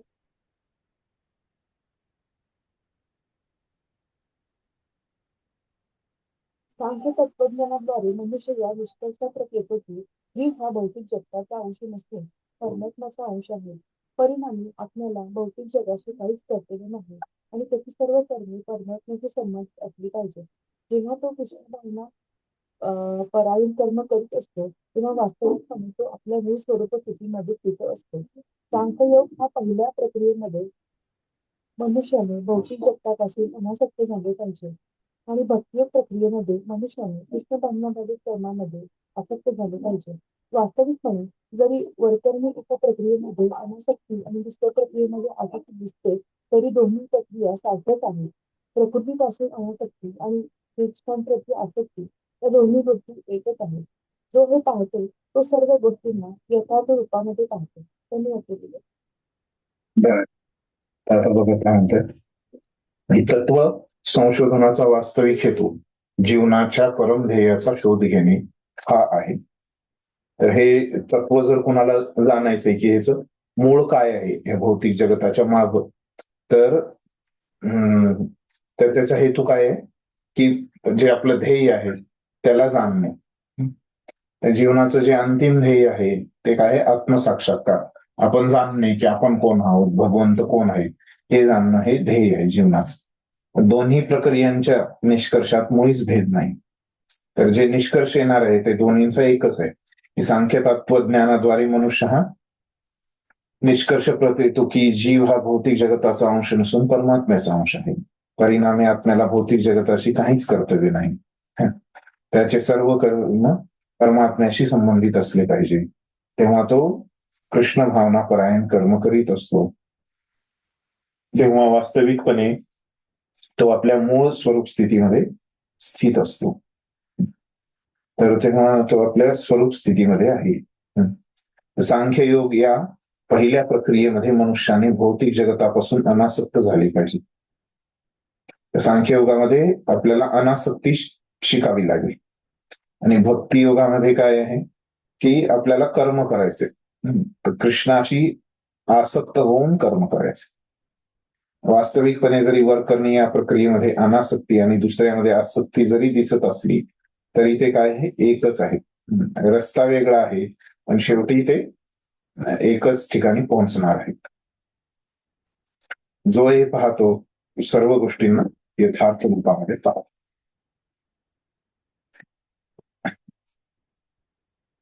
तर म्हणजे आता इथं लक्षात आलंय की कृष्ण जे आहे ते काही दोन वेगवेगळ्या मार्गांबद्दल बोलत नाही. तर ते हे दोन जे मार्ग आहेत त्यांचं ध्येय काय आहे हे एकच आहे हे आपल्याला इथं कळालेलं आहे. तर म्हणजे आता हे एकाच मार्गाचे दोन पैलू इथं भगवंत बोलतायत त्याच्याबद्दल. तर हे आपल्याला लक्षात येत आहे की तर एका पैलूमध्ये काय आहे, तो भगवंताबद्दल तिथं आसक्ती आहे ना, भक्तियुक्त कर्म आहे. आणि दुसऱ्या पैलूमध्ये काय आहे की तिथं विश्लेषणात्मक ज्ञानावर तिथं जोर दिलेला आहे, अनासक्तीवर तिथं जोर दिलेला आहे. हे आतापर्यंत आपल्याला लक्षात आलं. तर मग आता ह्याच्यामध्ये काय दिलंय की सांख्य योगामध्ये तर आता समस्या काय आहे, तर समजा कोणी अपरिपक्व व्यक्ती आहे की ज्यांना आतापर्यंत तो एवढा विरक्त नाहीये आणि विरक्त नसताना त्यांनी काय केलेलं आहे, असं हा निवृत्तीचा रस्ता मार्ग त्यांनी निवडलेला आहे पण त्याचं एवढं हृदय शुद्ध नाहीये.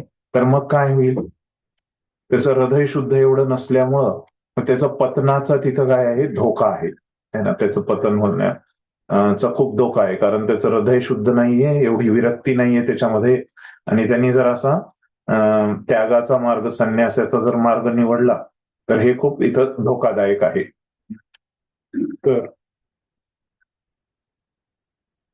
तर तेच आता पुढच्या श्लोकामध्ये भगवंत स्पष्ट करतायत की जो ज्ञानाच्या मार्गाबद्दल तर कसं धोका आहे. तर पुढं अजून स्पष्टीकरणामध्ये भगवंत म्हणतायत की संन्यासस्तु महाबाहो दुःखम आप्तुम अयोगतः योगयुक्तो मुनिर्ब्रह्म नाचिरेनाधिगच्छति. काय म्हणतायत भगवत भक्तीमध्ये युक्त न होता केवळ सर्व कर्मांपासून संन्यास घेतल्याने काय होतं, मनुष्य सुखी होऊ शकत नाही. परंतु भक्तीमध्ये युक्त असलेला मुनी व्यक्ती विनाविलंब ब्रह्माची प्राप्ती करतो. हे असं हे जे विरक्तीचा मार्ग आहे त्याच्यामध्ये थोडेसे कष्ट आहेत, तो थोडासा अवघड आहे आणि त्याच्यामध्ये तुम्हाला खूप विरक्ती दाखवावी लागते ह्या ज्ञान योगाच्या मार्गामध्ये. ह्याच्यामध्ये एवढं सुख असं नाहीये असं सांगितलं. वाचा तात्पर्य.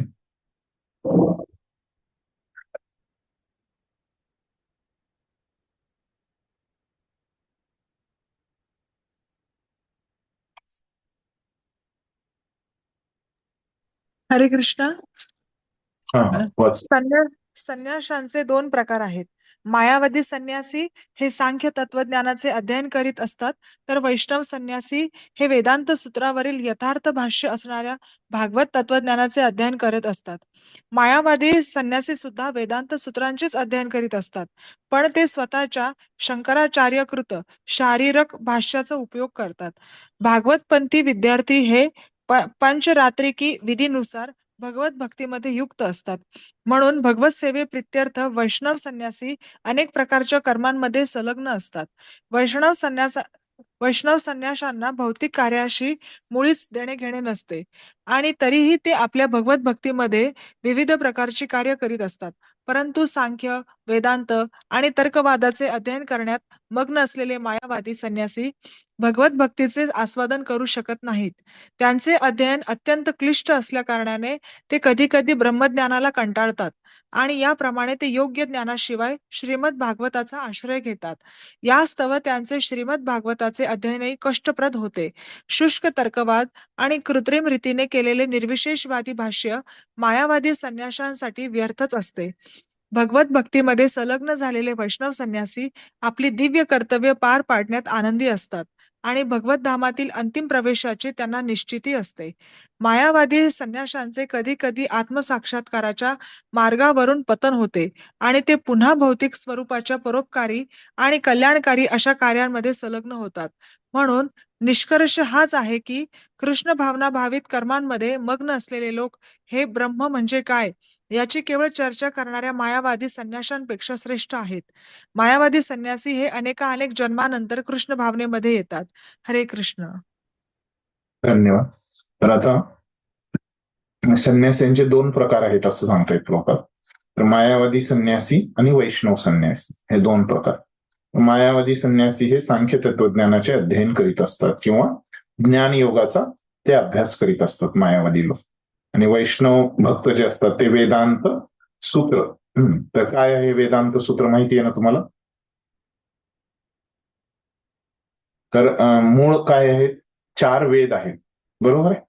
तर 4 वेद आहेत आणि त्या 4 वेद हे खूप मोठं आहेत ना, त्याच्यामध्ये खूप सारे श्लोक आहेत. ह्या 4 वेदांचा जो सार लिहिलाय, तो 4 वेद कोणी लिहिलेत? कोणी लिहिले 4 वेद? व्यासदेवांनी. व्यासदेवांनी अगोदर तर काय करायचे लोक, हे वेद जे आहेत ते बोलून दाखवायचे, पाठ करायचे लोक. श्रुती परंपरा होती, लोकांच्या लक्षात राहायचं सगळं काही.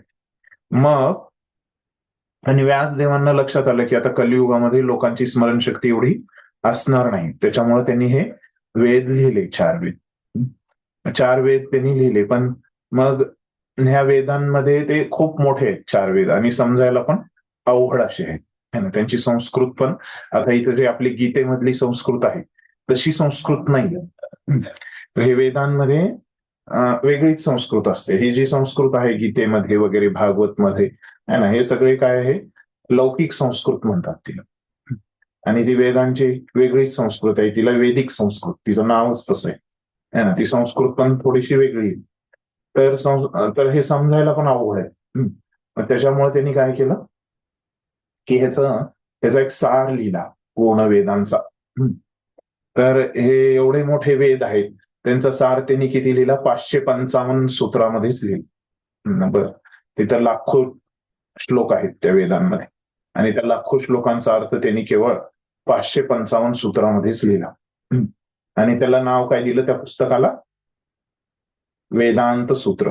सूत्र रूपामध्ये आहे ना, सार रूपामध्येच त्यांनी पूर्ण वेदांचं ज्ञान लिहिलं व्यासदेवांनी वेदांत सूत्रावर. तर काय म्हणतायत की वैष्णव संन्यासी हे वेदांत सूत्रावरील यथार्थ भाष्य असणाऱ्या भागवत तत्वज्ञानाचे अध्ययन करीत असतात. आता हे वेदांत सूत्र आहे. सूत्र म्हणजे काय असतं? संक्षिप्त असतं. सूत्राचा जो अर्थ आहे आपण स्वतःहून समजू शकत नाही, कारण ते सूत्र ते अवघड असतं समजायला, ते सार असतो ना. तर मग ते समजण्यासाठी त्यांना वाटलं की अरे हे सूत्र रूपात तर मी लिहिलं, हे सूत्र लोकांना समजतील का? मग त्यांनी काय लिहिलं? या सूत्रावर विश्लेषण पण लिहिलं ते. आणि त्याचं नाव काय? त्या पुस्तकाचं नाव मग श्रीमद भागवत. जसं वेदांत सूत्रामध्ये वेदांचा जे सार आहे, वेदांत सूत्र 555 वेदांत सूत्र, तर 555 वेदांत सूत्राला त्यांनी त्याचं स्पष्टीकरण दिलंय. आणि त्याचे किती श्लोक झाले मग?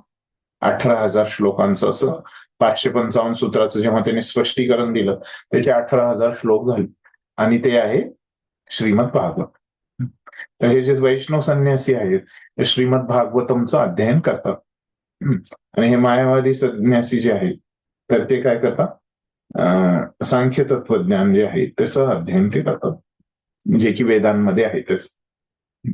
तर मायावादी संन्यासी सुद्धा वेदांत सूत्रांचे अध्ययन करीत असतात, ते पण करतात त्याचं अध्ययन. पण काय विशेष काय असतं त्याच्यामध्ये? ते स्वतःच्या शंकराचार्य शारीरिक भाषेचा उपयोग करतात. तर या वेदांत सूत्रावर हे शंकराचार्यांनी नाही ना की ते मायावादी होते, त्यांनी मायावाद सुरू केला, शिवजींचे अवतार. तर त्या शंकराचार्यांनी काय केलं तिथं? याच्यावर जी टीका लिहिलेली आहे ती मायावादी टीका आहे वेदांत सूत्रावर, त्याचा ते अभ्यास करतात. आणि जे वैष्णव संन्यासी आहेत, भागवतपंथी विद्यार्थी आहेत, ते काय करतात? पंचरात्री की विधीनुसार ते भगवत भक्ती करतात, म्हणजे भगवंतांच्या अर्चा विग्रहाची पूजा ते करतात. म्हणून भगवत सेवे प्रित्यर्थ वैष्णव संन्यासी अनेक प्रकारच्या कर्मामध्ये संलग्न असतात. तर हे वैष्णव संन्यासी जो कर्म करतो वेगवेगळ्या प्रकारचे, त्याचा उद्देश काय असतो? भगवंतांची प्रीती, भगवंतांच्या भक्तीसाठी, त्यांच्या प्रेमापोटी तो असे वेगवेगळे कार्य करतो. ते वैष्णव संन्याशांना भौतिक कार्यांशी मुळीच देणे घेणे नसते, आणि तरीही ते आपल्या भगवत भक्तीमध्ये विविध प्रकारची कार्य करीत असतात. तरी असे लोक काय करतात? विविध प्रकारचे कार्य ते करत असतात भगवंतांच्या प्रसन्नतेसाठी. परंतु सांख्य, वेदांत आणि तर्कवादाचे अध्ययन करण्यात मग्न असलेले मायावादी संन्यासी भगवत भक्तीचे आस्वादन करू शकत नाही. म्हणजे मायावादी संन्यासी आहेत जे तर्कवाद द्वारे वेदांताचं वगैरे अध्ययन करतात, तर ते भगवत भक्तीचं काय आहे हे ते समजू शकत नाहीत, ते आस्वादन करू शकत नाही. त्यांचे अध्ययन अत्यंत क्लिष्ट असल्या कारणाने ते कधी कधी ब्रह्मज्ञानाला कंटाळतात. तर तसं जनरली सगळ्यांनाच काय तो अभ्यासामध्ये एवढं कंटाळवाणा वाटतो, कारण ते त्याचा स्वभावच तसा आहे, शुष्क असतं जरा अभ्यास करणं वगैरे. आणि याप्रमाणे ते योग्य ज्ञानाशिवाय श्रीमद भागवताचा आश्रय घेतात. आणि त्यांना ज्ञान नसताना, पूर्ण पार्श्वभूमी त्यांची काही नसताना, सेवाभाव नसताना ते श्रीमद भागवतामध्ये येतात, असे हे मायावादी लोक. आणि मग काय होतं? यास्तव त्यांचे श्रीमद भागवताचे अध्ययन ही कष्टप्रद असते. त्याच्यामुळं श्रीमद भागवतांचा त्यांचा अभ्यास पण काय असतो? एकदम कष्टाने भरलेला असतो. शुष्क तर्कवाद आणि कृत्रिम रीतीने केलेले निर्विशेषवादी भाष्य मायावादी संन्यासांसाठी व्यर्थच असते. तर त्यांचं जे टीका असते मायावादी लोकांची, ती कशामुळं? तर्कामुळं आणि आणि त्यांचं कृत्रिम रीतीने ज्यांनी जी टीका केलेली असते है ना, त्याच्यामध्ये खूप कष्ट असतात. तर भगवत भक्तीमध्ये संलग्न झालेला वैष्णव संन्यासी आपली दिव्य कर्तव्ये पाडण्यात आनंदी असतात. तर पण वैष्णव संन्यासी भक्त जे असतात ते काय असतात, एकदम ते आनंदी असतात, कारण त्यांना फक्त अभ्यासच असतो असं नाही, दुसरे पण कार्य असतात. तर त्याच्यामुळे ते दुसऱ्या कार्यामध्ये जेव्हा लागतात तेव्हा त्यांना आनंद त्याच्यामधून प्राप्त होतो. मायावादी लोकांचं कसं, त्यांचं एकच असतं की अभ्यासच फक्त, आणि भगवत धामातील अंतिम प्रवेशाची त्यांना निश्चिती असते भगवत भक्तांना. मायावादी संन्यासींचे कधी कधी आत्मसाक्षात्काराच्या मार्गावरून पतन होते. कशामुळे होते? कारण त्यांची इंद्रिय एवढी व्यस्त नसतात है ना, इंद्रियांमध्ये ना कार्यच नसतं ना त्यांच्याकडे काही. तर त्याच्यामुळं इंद्रिय त्यांची कधी कधी जेव्हा व्यस्त नाहीयेत, रिकामी आहेत, मग ती इंद्रिय कुठं जातात? इंद्रिय विषयांवर जातात. आणि इंद्रिय विषयांवरती इंद्रिय गेली की काय होतं, मग त्यांचं पतन होऊ शकतं. आणि पुन्हा भौतिक परोपकारी आणि कल्याणकारी अशा कार्यामध्ये पतन झालं की ते कामाला सुरू करतात. अगोदर काही सगळं काम सोडून देतात आणि मग पुन्हा पतन झालं की असं आपण अगोदर चर्चा केली थोड्या वेळापूर्वी की कसं ते परोपकारी शाळा काढतात, कल्याणकारी कार्य ते करतात,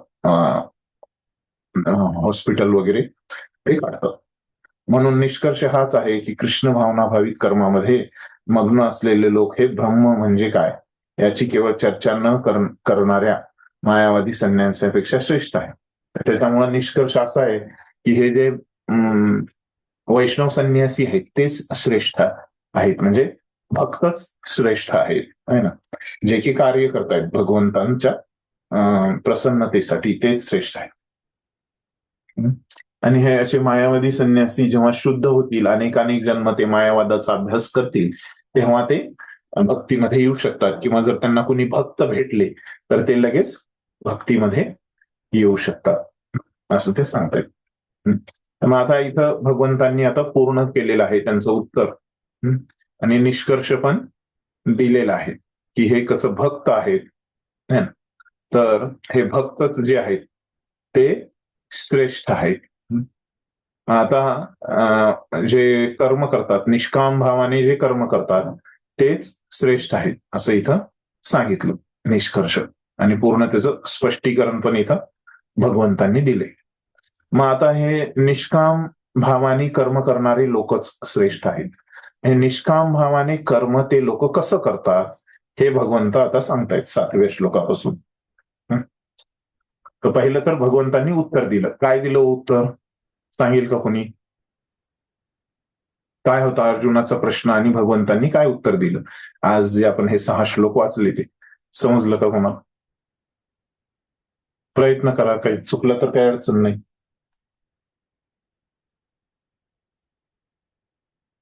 काय होता अर्जुनाचा प्रश्न?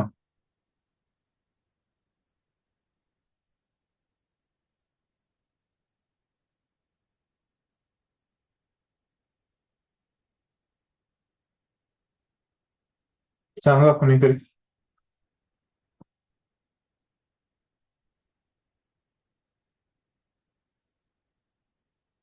हरे कृष्ण. सांगा. अर्जुनाने असा प्रश्न विचारला की भगवंता, तुम्ही सर्वप्रथम मला कर्माचा त्याग करायला सांगता आणि एकीकडे तुम्ही मला भक्तिपूर्वक कर्म करायला पण सांगता. तर या दोघांमध्ये कोणता अधिक माझ्यासाठी म्हणजे सोयीस्कर आहे? मी त्याच्यामध्ये गोंधळून गेलोय, मला ते सांगा त्याचं निश्चितपणे त्याचं उत्तर. तर ह्याच्यामध्ये काय काय झालंय की अर्जुनाला भगवंताच्या प्रश्नाचा रोख निश्चितपणे कळलेला नाही. भगवंतांचं म्हणणं काय होतं की भक्तिपूर्वक कर्म कर, म्हणजे कर्माच्या फळाची आशा सोड आणि ते कर्म कर, म्हणजे त्याला भक्तिपूर्ण कर्म म्हणायचं. बरोबर. आणि मग आता ते तर कळालं नाही अर्जुनाला, म्हणून त्यानं प्रश्न विचारला. मग प्रश्न विचारल्यावर मग भगवंतांनी उत्तर काय दिलं? ते पहिल्यांदा म्हटले त्यांनी संक्षिप्त मध्ये काय म्हटले? दुसऱ्या श्लोकात या श्लोकापासून दुसऱ्या श्लोकापासून 6व्या श्लोकामध्ये त्यांनी उत्तर दिलं. की काय आहे मग दुसऱ्या उत्तर ते? श्लोकामध्ये हा. त्यांनी असं सांगितलं की सकाम कर्म करणारा जो असतो तो सांसारिक बंधनामध्ये अडकून पडतो.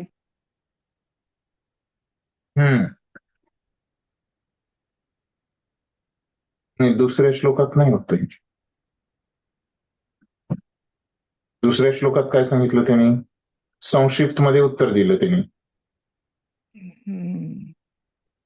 कोणतं दोन्हीपैकी श्रेष्ठ आहे ते त्यांनी सांगितलं.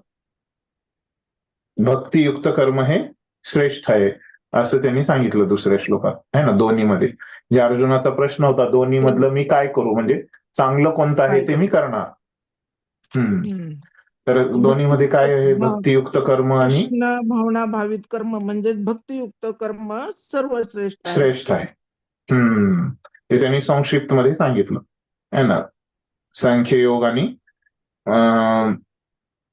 सांख्ययोगापेक्षा हे भक्तिपूर्व कर्म श्रेष्ठ आहे. मग तिसऱ्या श्लोकामध्ये त्यांनी काय सांगितलं की कशामुळे हे श्रेष्ठ आहे कर्म, त्याचं उत्तर दिलं त्यांनी. याच्यामध्ये काय असतं, भक्तियुक्त कर्मामध्ये, निष्काम कर्मामध्ये काय असतं की त्याला कर्माची काहीच अपेक्षा नसते आणि कर्माची अपेक्षा नसल्यामुळं तो द्वंद्वापासून मुक्त आहे. भौतिक बंधनांपासून तो व्यक्ती मुक्त आहे, कारण त्याची काहीच अपेक्षा नाही. आणि मग चौथ्या आणि पाचव्यामध्ये सांगितलं की मूर्ख लोकच आणि अज्ञानी लोक, मूर्ख आणि अज्ञानी लोकच ह्या दोघींना वेगळं वेगळं समजतात, पण ते काय आहेत, वास्तविक एकच आहेत, कारण त्यांचं ध्येय एकच आहे. आणि 6व्यामध्ये काय सांगितलं की तर ह्याच्यामध्ये धोका आहे आणि सुख नाही. तर म्हणजे सांख्य योगाची जी पद्धत आहे, कर्म सोडून देण्याची जी पद्धत आहे, त्याच्यामध्ये सुख नाहीये. ते थोडस अवघड आहे ना, अशी पद्धत. आणि हे जे निष्काम कर्माची जी पद्धत आहे, भक्तियुक्त कर्माची, ती जरा सोपी आहे. ते सोपं आहे. हा, असं सांगितलं नाही. मग आता हे जे भक्तियुक्त कर्म किंवा निष्काम कर्म जे आहे ते आता ते तर कळालं की हे चांगलं आहे, पण ते करण्यासाठी कसं करतात मग असे हे जे लोक आहेत निष्काम कर्मी, निष्काम कर्मयोगाचा अभ्यास कसं करतात, आता हे विषय पुढे सांगतायत 7व्यापासून. 7व्या श्लोक काय आहे की योगयुक्तो विशुद्धात्मा विजितात्मा जितेंद्रिय सर्वभूतात्म भूतात्मा कुर्वन् अपि न लिप्यते. काय म्हणतात की जो भक्तिपूर्ण कर्म करतो, म्हणजे असं निष्काम कर्म करतो, भक्तिपूर्ण कर्म करतो, तो काय आहे, विशुद्ध आत्मा आहे, तो शुद्ध आहे. ते निष्काम कर्म केल्यामुळे त्याचं हृदय शुद्ध होत राहतं, त्याच्यामुळे तो शुद्ध आत्मा आहे ना. आणि आपले मन व इंद्रिय संयमित करतो. हे जर त्याला करायचं असेल निष्काम कर्मयोग, तर त्याचा मन आणि इंद्रिय तो संयमित करतो. तर असा व्यक्ती सगळ्यांना प्रिय असतो, तो आवडतो है ना, त्याच्यावर कुणी नाराज नसतो आणि सर्वजण त्याला प्रिय असतात, है ना. आणि अशा व्यक्ती कुणाचा द्वेष करत नाही, अगोदर पण सांगितलं. आता त्याची दुसरी बाजू सांगताय की त्याचं सगळ्यांवर प्रेम असतं. असा मनुष्य जरी कर्म करीत असला तरी तो कधीच बद्ध होत नाही. तर असा व्यक्ती कर्म करतो भावनेमुळं, पण तो कधीच कर्मबंधनामध्ये तो येत नाही. अशा पद्धतीनं तो कर्म करत असतो. तर कशा पद्धतीने करतो, त्याची मन आणि इंद्रिय संयमित असतात, तो कुणाचाच द्वेष करत नाही, म्हणजे सगळे लोक त्याला आवडतात आणि तो पण सगळ्या लोकांना आवडतो. असा मनुष्य जरी कर्म करीत असला तरी तो कधीच बद्ध होतो. जरी तो कर्म करत असला तरी तो बद्ध नसतो. ठीक आहे, वाचा तात्पर्य.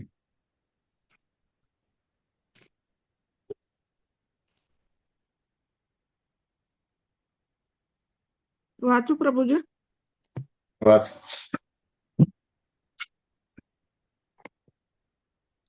जो कृष्ण भावनेद्वारे मुक्तिपथावर असतो तो सर्व प्राणी मात्रांना प्रिय असतो आणि सर्व प्राणी मात्र त्याला प्रिय असतात. हे त्याच्या कृष्ण भावनेमुळे शक्य होते.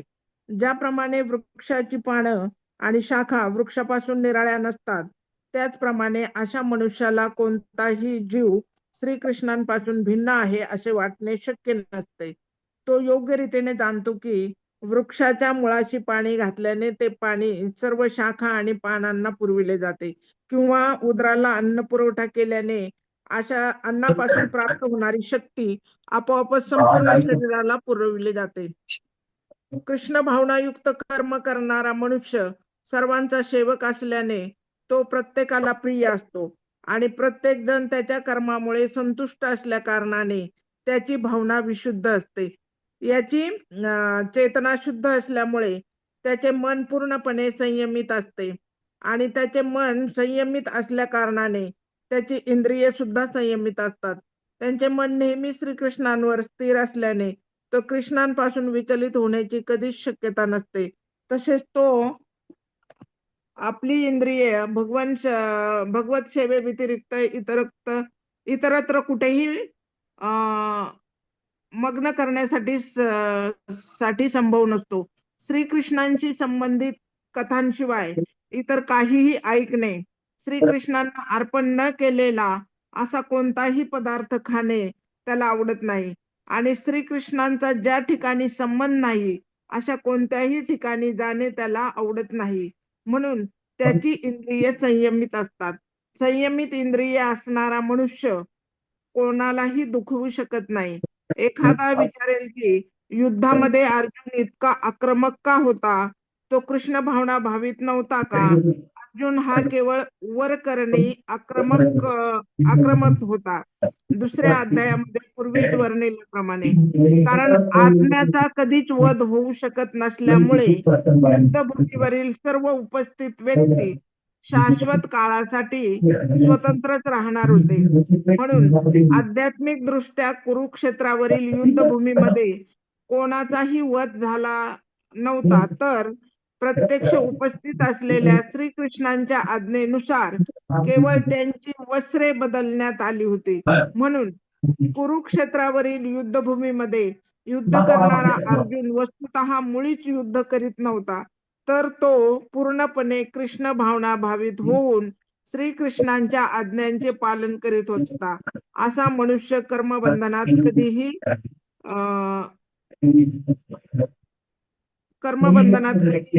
गुंतत नाही. हरे कृष्ण.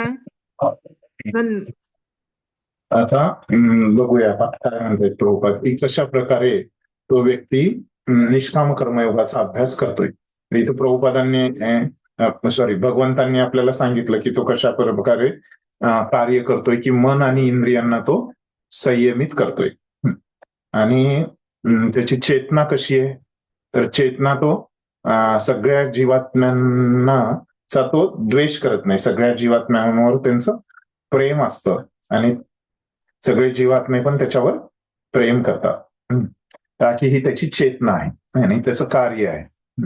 तर हे त्यांनी सांगितलं. आणि मग त्याला फळ काय मिळतं की ते कधीच बद्ध होत नाही असं भगवंतांनी आपल्याला सांगितलं.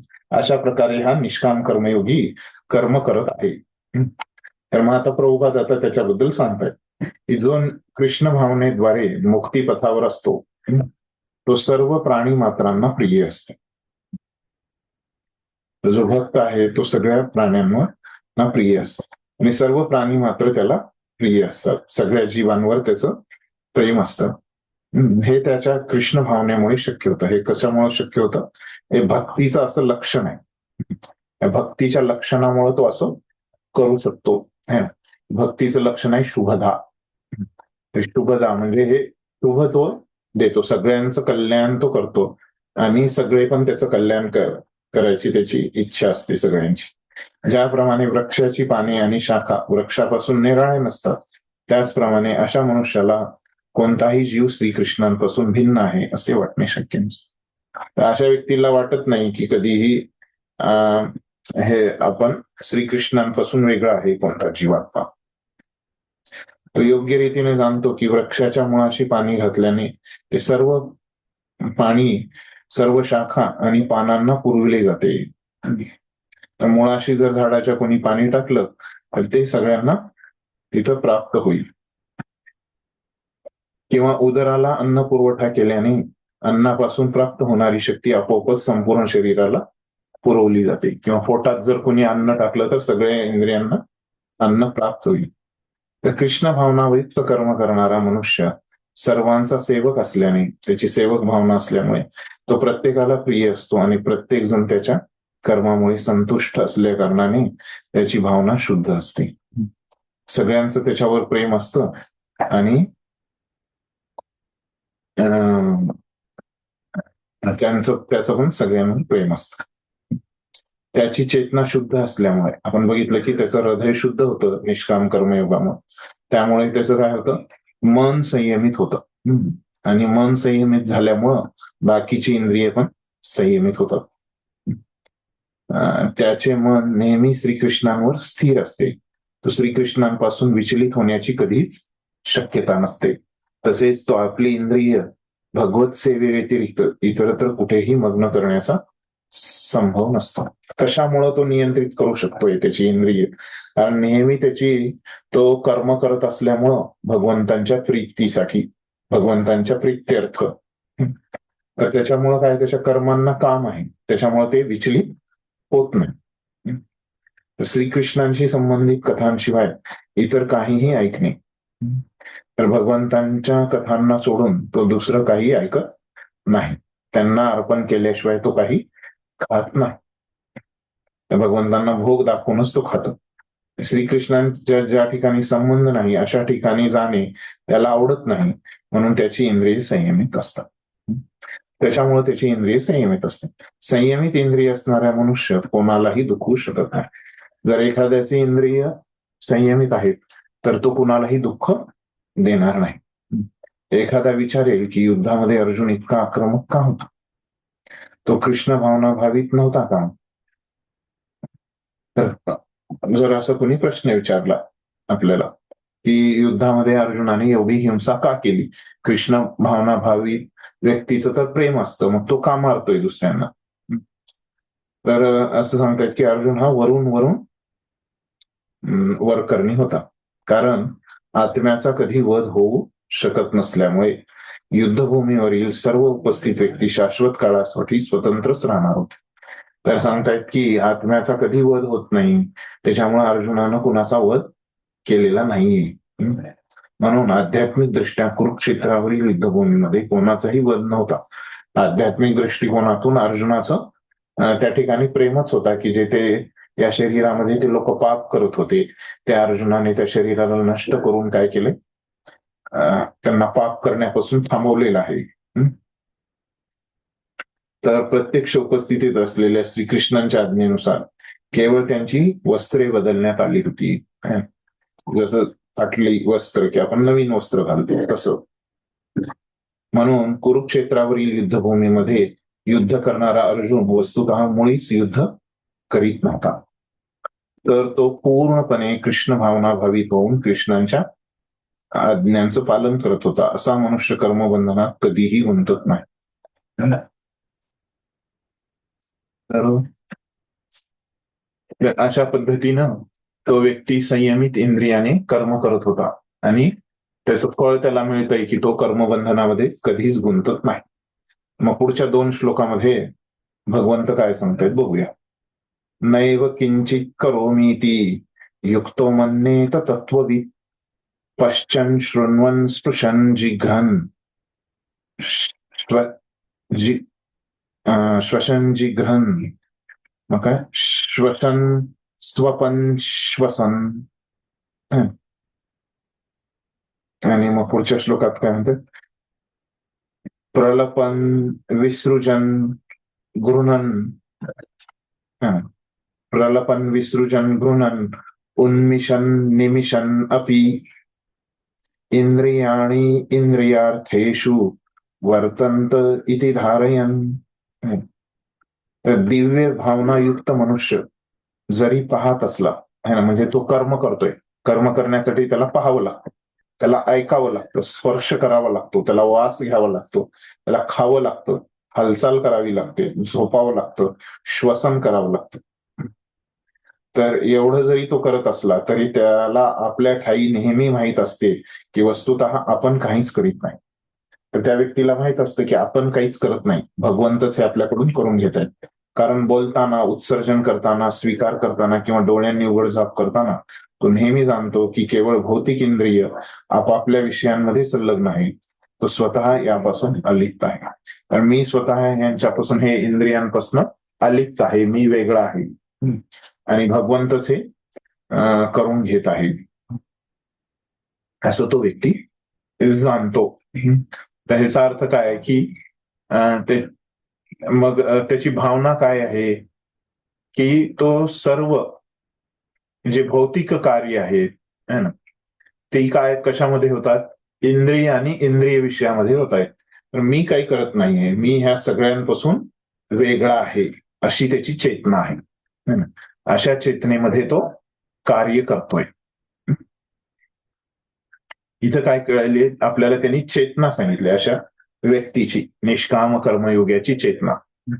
तर तो निष्काम व्यक्ती काय म्हणतोय की हे कर्म करतोय है ना, त्या कर्माचं फळ मला घ्यायची काहीच आवश्यकता नाही, कारण मी कर्म करतच नाहीये है ना, हे इंद्रिय कर्म करताय, मी तर आत्मा आहे, मी कशाला ह्याचं फळ घेऊ, असं त्याची चेतना आहे निष्काम कर्मयोग्याची है ना, जी आपल्याला इथं कळालेली आहे. ह्या सगळ्या ज्या गोष्टी होत आहेत, क्रिया होत आहेत कार्य करण्यामध्ये, बघण्याची, खाण्याची, झोपण्याची, या सगळ्या क्रिया माझी इंद्रियच करतायत, मग मी कशाला घेऊ, असं त्याची भावना असते. मी तर वेगळा आहे अशी ह्या निष्काम कर्मयोग्याची चेतना, भावना असते.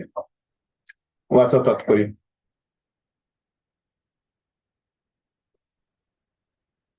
मोठं आहे का? हे छोटच आहे, होऊन जाईल आपलं, वाचा लवकर, 10 मिनिटात होऊन जाईल. हरे कृष्ण. कृष्ण भावना भावित मनुष्याचे जीवन विशुद्ध असते आणि म्हणून तात्कालिक आणि दूरवर्ती अशा कर्ता, कर्म, अधिष्ठान, प्रयत्न आणि दैव या 5 कारणांवर अवलंबून असणाऱ्या कर्माशी त्याला काहीच कर्तव्य नसते, कारण तो श्रीकृष्णांच्या दिव्य प्रेममयी सेवेमध्ये युक्त असतो. जरी तो आपल्या शरीर आणि इंद्रियांद्वारे कार्य करीत असल्याचे दिसले तरी त्याला आपल्या वास्तविक स्वरूपाची, आध्यात्मिक सेवेची नेहमी जाणीव असते. भौतिक भावनेमध्ये इंद्रिय तृप्ती करण्यामध्ये मग्न असतात, परंतु कृष्ण भावनेमध्ये इंद्रिये श्रीकृष्णांची इंद्रिये संतुष्ट करण्यामध्ये मग्न असतात. म्हणून कृष्ण भावना भावित मनुष्य जरी इंद्रियजन्य भौतिक कार्य करीत असल्याचे दिसला तरी तो सदैव मुक्तच असतो. पाहणे आणि ऐकणे हे ज्ञानेंद्रियांचे कार्य आहे, तर चालणे, बोलणे, उत्सर्जन करणे इत्यादी कर्मेंद्रियाचे कार्य आहेत. कृष्ण भावना भावित व्यक्ती इंद्रियांच्या कार्यापासून कधीच प्रभावित होत नाही. तो भगवत सेवे व्यतिरिक्त इतर कोणतेही कार्य करू शकत नाही, कारण तो जाणतो की आपण भगवंतांचे नित्य दास आहोत. हरे कृष्ण. आता बघूया. तर आपण बघितलं की भगवंतांनी इथं काय सांगितले, निष्काम कर्मयोगाची चेतना कशी असते ते निष्काम कर्म करताना ते सांगितलेलं आहे. तर मग आता प्रभुपाद सांगतायत की कृष्ण भावना भावित मनुष्याचे जीवन विशुद्ध असते. ते आपण बघितलं काय त्याचं जीवन विशुद्ध असतं, कारण ते हृदय शुद्ध होतं निष्काम कर्म केल्यामुळं. म्हणून तत्कालिक आणि दूरवर्ती अशा, तर म्हणजे आपल्याला आपण जे पण काही कार्य करतो त्याचं एक फळ मिळतं आपल्याला. तर हे कार्याचं जे फळ मिळतं ह्याच्या मागं काही कारण असतं, की जसं आता आपण परीक्षेचा अभ्यास केला तर आपण आपला अनुभव असा असतो की ज्या विषयाचा आपण कमी अभ्यास केलाय त्याच्यामध्ये पण आपल्याला कधी कधी जास्त गुण येतात है ना, आणि ज्या विषयाचा आपण खूप जास्त अभ्यास केलाय त्याच्यामध्ये पण आपल्याला कमी मार्क येतात. असं का होतं? आपण तर जास्त मेहनत केली तरी त्याचं फळ येत नाही. कारण कोणत्याही गोष्टीचा जो फळ आहे, परिणाम आहे, त्याला 5 गोष्टी कारणीभूत असतात है ना. त्या 5 गोष्टी कोण आहे? तर तो कर्ता, करणारा व्यक्ती, कर्म, अधिष्ठान, त्यांनी जे कार्य केलंय ते कर्म, आणि दुसरं अधिष्ठान. जे विस्तारानं आपण 18व्या अध्यायामध्ये हे येणारे संकल्पना, तेव्हा आपण त्याची विस्ताराने चर्चा करू, अधिष्ठान वगैरे काय, प्रयत्न, त्यांनी काय प्रयत्न केलेले आहेत, आणि दैव म्हणजे भगवंत. तर ह्या 5 गोष्टीमुळं कोणत्याही गोष्टीचं फळ मिळतं. या 5 गोष्टी कारण आहेत कोणत्याही गोष्टीचं फळ मिळण्यासाठी. आपण एकटेच करता हे एकटंच कारण नाहीये, तर अन्य गोष्टी पण त्याचं कारण आहे. त्याच्यामुळे वेगवेगळी फळं तिथं त्या ठिकाणी प्राप्त होत आहेत. तर 5 कारणावर अवलंबून असणाऱ्या कर्माशी त्याला काहीच कर्तव्य नसते. त्या कर्माचं जे फळ येत आहे ह्या 5 गोष्टींमुळे येत आहे. त्याच्यामधली तो काय आहे, एक गोष्टी आहे कर्ता. जे काही फळ येत आहे ते माझ्या एकट्यामुळं येत नाही, असं त्याचं म्हणणं आहे. कारण तो श्रीकृष्णांच्या दिव्य प्रेममयी सेवेमध्ये युक्त असतो. तर तो कर्म करतो तो भगवंतांच्या प्रेमामुळं, सेवा म्हणून तो कर्म करतो. जरी तो आपल्या शरीर आणि इंद्रियाद्वारे कार्य करीत असल्याचे दिसत असले, तर तो जो निष्काम कर्मी आहे तो आपल्या शरीर आणि इंद्रियाने कार्य करतो, पण त्याला आपल्या वास्तविक स्वरूपाची आध्यात्मिक सेवेची नेहमीच जाणीव असते. जरी त्याचे इंद्रिय कामामध्ये असले तरी चेतनेमध्ये त्याची अशीच जाणीव असते, अशी चेतना असते की हे सगळं मी ह्या सगळ्यांपासून वेगळं आहे, माझे इंद्रियच कार्य करतायत, मी काही कार्य करत नाही. भौतिक भावनेमध्ये इंद्रिय तृप्ती करण्यामध्ये मग्न असतात. ह्याच्या उलट ह्या निष्काम कर्मयोगाच्या जे भौतिकवादी लोक आहेत त्यांनी कशामध्ये असतात, त्यांची इंद्रिय स्वतःलाच संतुष्ट करण्यासाठी इंद्रिय तृप्तीमध्येच आहे. परंतु कृष्ण भावनेमध्ये इंद्रिय श्रीकृष्णांची इंद्रिय संतुष्ट करण्यामध्ये मग्न असतात. आणि भक्तीमध्ये कशामध्ये असतात हे इंद्रिय, भगवंतांना प्रसन्न करण्यामध्ये. म्हणून कृष्ण भावनाभावित मनुष्य जरी इंद्रियजन्य भौतिक कार्य करीत असल्याचे दिसला तरी तो सदैव मुक्तच असतो. पण जो भक्त आहे, निष्काम कर्मयोगी आहे मनुष्य, जरी असे भौतिक कार्य करत असला तरी तो मुक्तच आहे. पाहणे आणि ऐकणे हे ज्ञानेंद्रियांचे कार्य आहे, तर चालणे, बोलणे, उत्सर्जन करणे ही कर्मेंद्रियांची कार्य. तर कृष्ण भावनाभावित व्यक्ती इंद्रियांच्या कार्यापासून कधीच प्रभावित होत नाही. असा हा जो व्यक्ती आहे निष्काम कर्मयोगी कृष्ण भावनाभावित व्यक्ती, हा इंद्रियांच्या कार्यामुळे प्रभावित नाही. तो काय असतो, यांच्यापेक्षा वेगळा असतो. त्याला काय शब्द वापरलाय, अलिप्त असतो, वेगळा असतो, है ना. तो लिप्त होत नाही. जरी तो घाणीमध्ये असला तरी घाण होत नाही, असं अलिप्त. तो भगवत सेवे व्यतिरिक्त इतर कोणतेही कार्य करू शकत नाही. तर असा व्यक्ती भगवंतांच्या सेवेला सोडून दुसरं काहीच करत नाही. कारण त्याचं काय आहे, त्याला माहिती आहे की आपण दास आहोत त्यांचे. ठीक आहे, 2 मिनिट आहेत पण आपण थांबूया, होणार नाही त्यामुळे पुढचा श्लोक नाही होणार. कुणाचा काही प्रश्न असेल तर